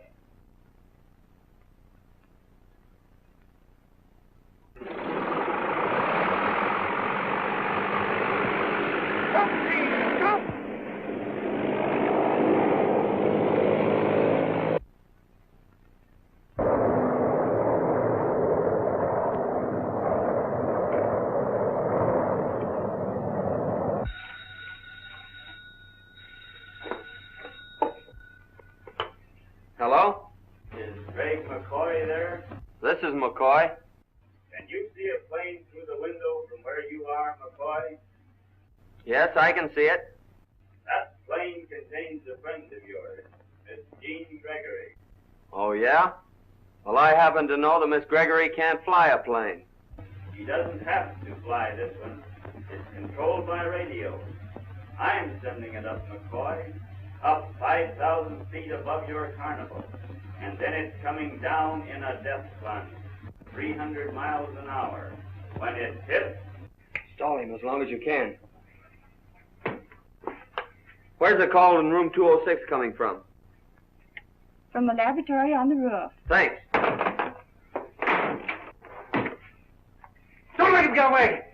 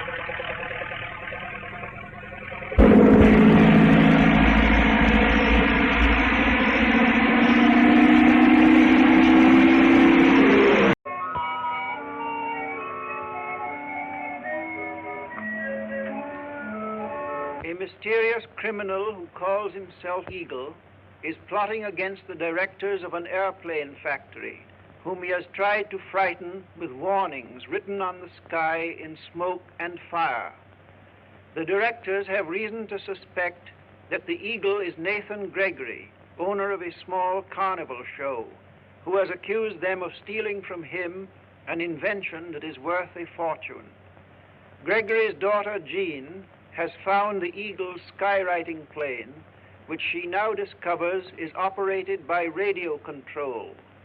While Jean is in the plane, the Eagle sends it up into the air and telephones Craig McCoy, Jean's friend, that he intends to crash the plane. Craig locks the Eagle's radio control room and makes a desperate effort to save the girl he loved.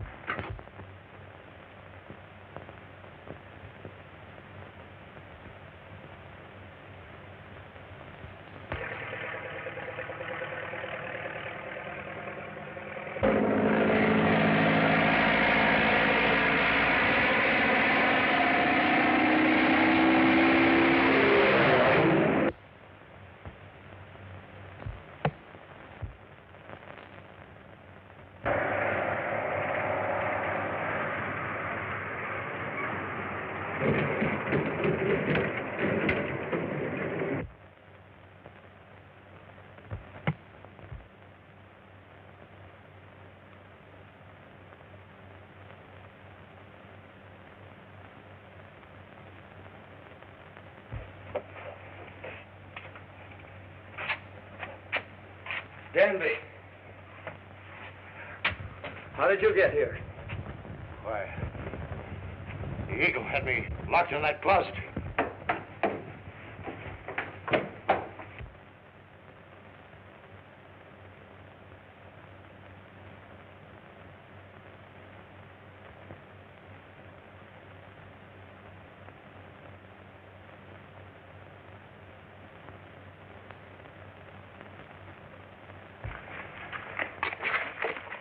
What's happened to Jean? She's safe. I saw the plane land.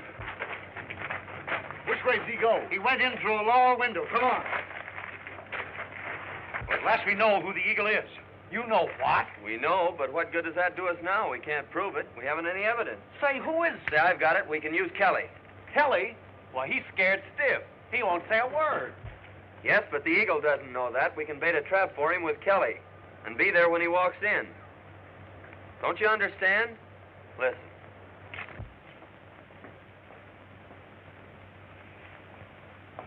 No, it doesn't seem possible, but he's vanished into thin air. Seems that way, then.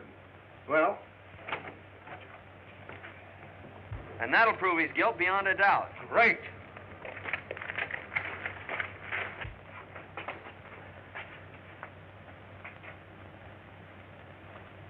Stop right where you are.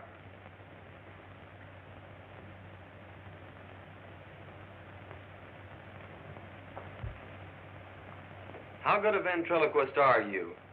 The best in the world. Well, here's your big chance. Listen.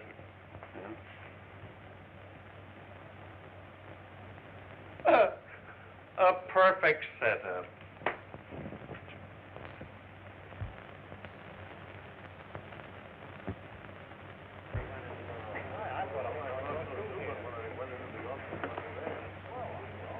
They're in there. Are you sure you know your cue? Yes. When you say, unfortunately, Kelly's at death's door. Right.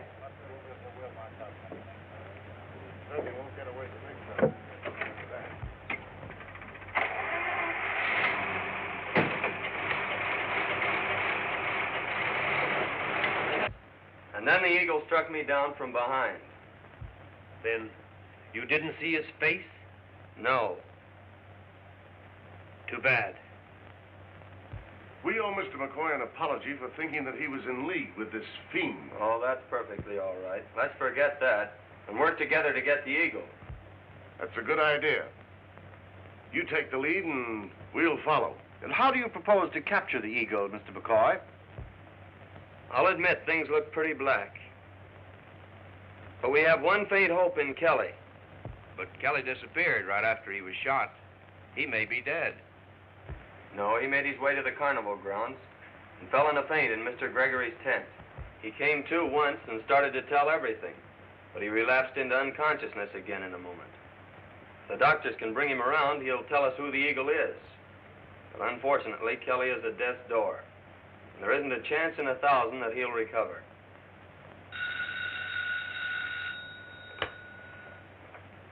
Hello? Yes, he's here. It's for you. Hello? Yes? He has? Is he strong enough to talk? Phone police headquarters and get someone down there quick to take his statement. And don't let Kelly talk to anyone else. I won't, McCoy. I'll see that he conserves his strength. Good. He mustn't fail us now. Call me back, here. Kelly has regained consciousness. They're going to get the police a sworn statement. Oh, that's fine. Great. Good. Aren't you going to the carnival? No, I'm going to wait here until they phone me who the eagle is. That's a good idea. Well, I've got a lot of work to do. Yes, but there's no need for us to act like a lot of schoolboys. You'll keep us posted on the development, Mr. McCoy? Certainly.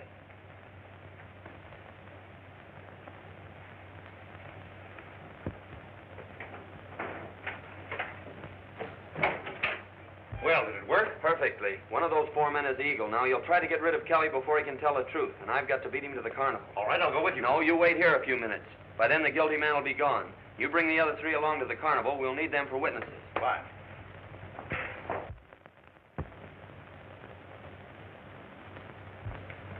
Well, here he is, Sergeant. What's it all about? Oh, this guy's crazy. He kidnapped me and forced me to come here.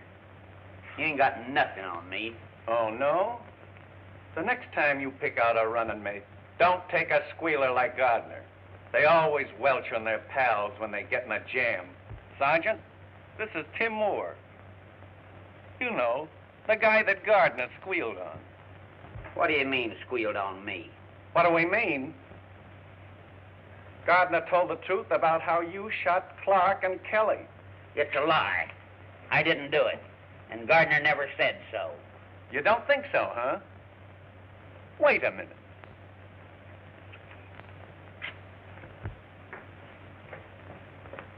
Hey, Gardner, Moore claims that he didn't do the shooting. He lies. I'm not going to take the rap for him. He killed Clark and tried to bump off Kelly. It's a lie. Boyle killed Clark and you shot Kelly, you... Why, Gardner's not in there. Why, you...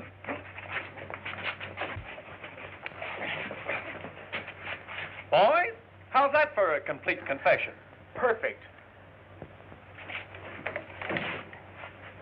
Well, being a ventriloquist has its uses.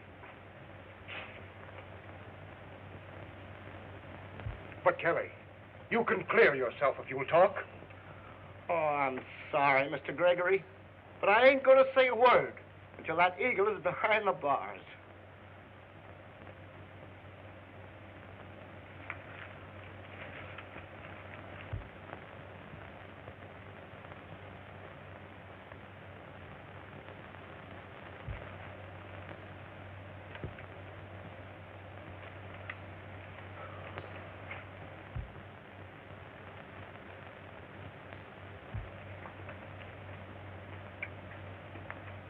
So, you were going to tell them all that you know, were you, Kelly? Well, when the police come for your statements, you'll be beyond talking. Drop that gun.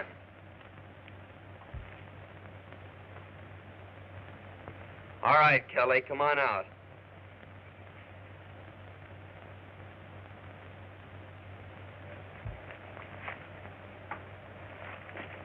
Good work, McCoy. Ward, I can't believe it. Now, Pat, will you tell us what you know? Well, Skipper, when you were reported dead after your ship cracked up behind the enemy lines, I went through your bags and discovered the plans of your invention. Yes, I sold them to Mr. Green and Mr. Danby, claiming they were my invention. Oh, I'm sorry, Skipper. When I found out you were alive, I could have killed myself. But I was ashamed to tell you. Yes, but what has all this to do with Ward?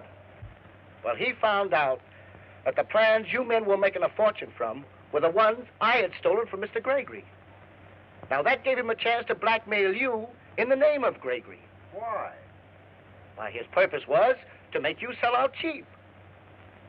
And he threatened to kill me if I said anything that would give him away. Stand back.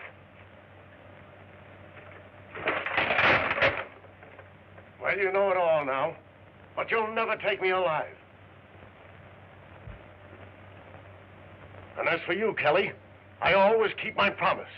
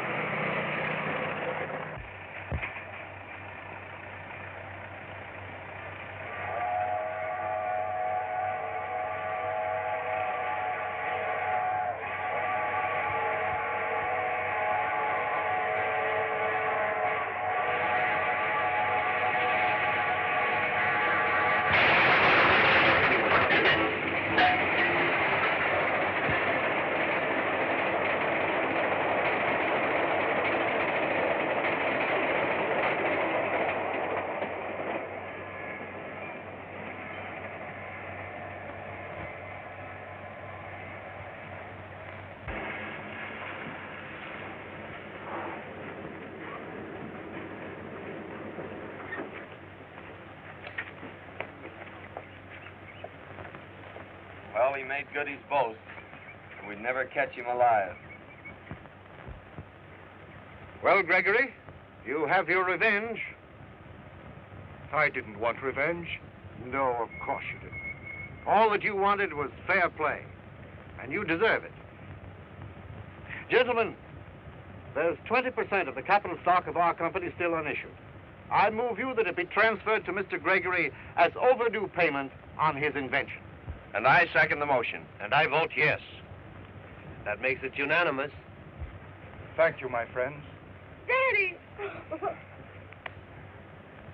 Here, wait a minute. After all, I'm only an innocent bystander.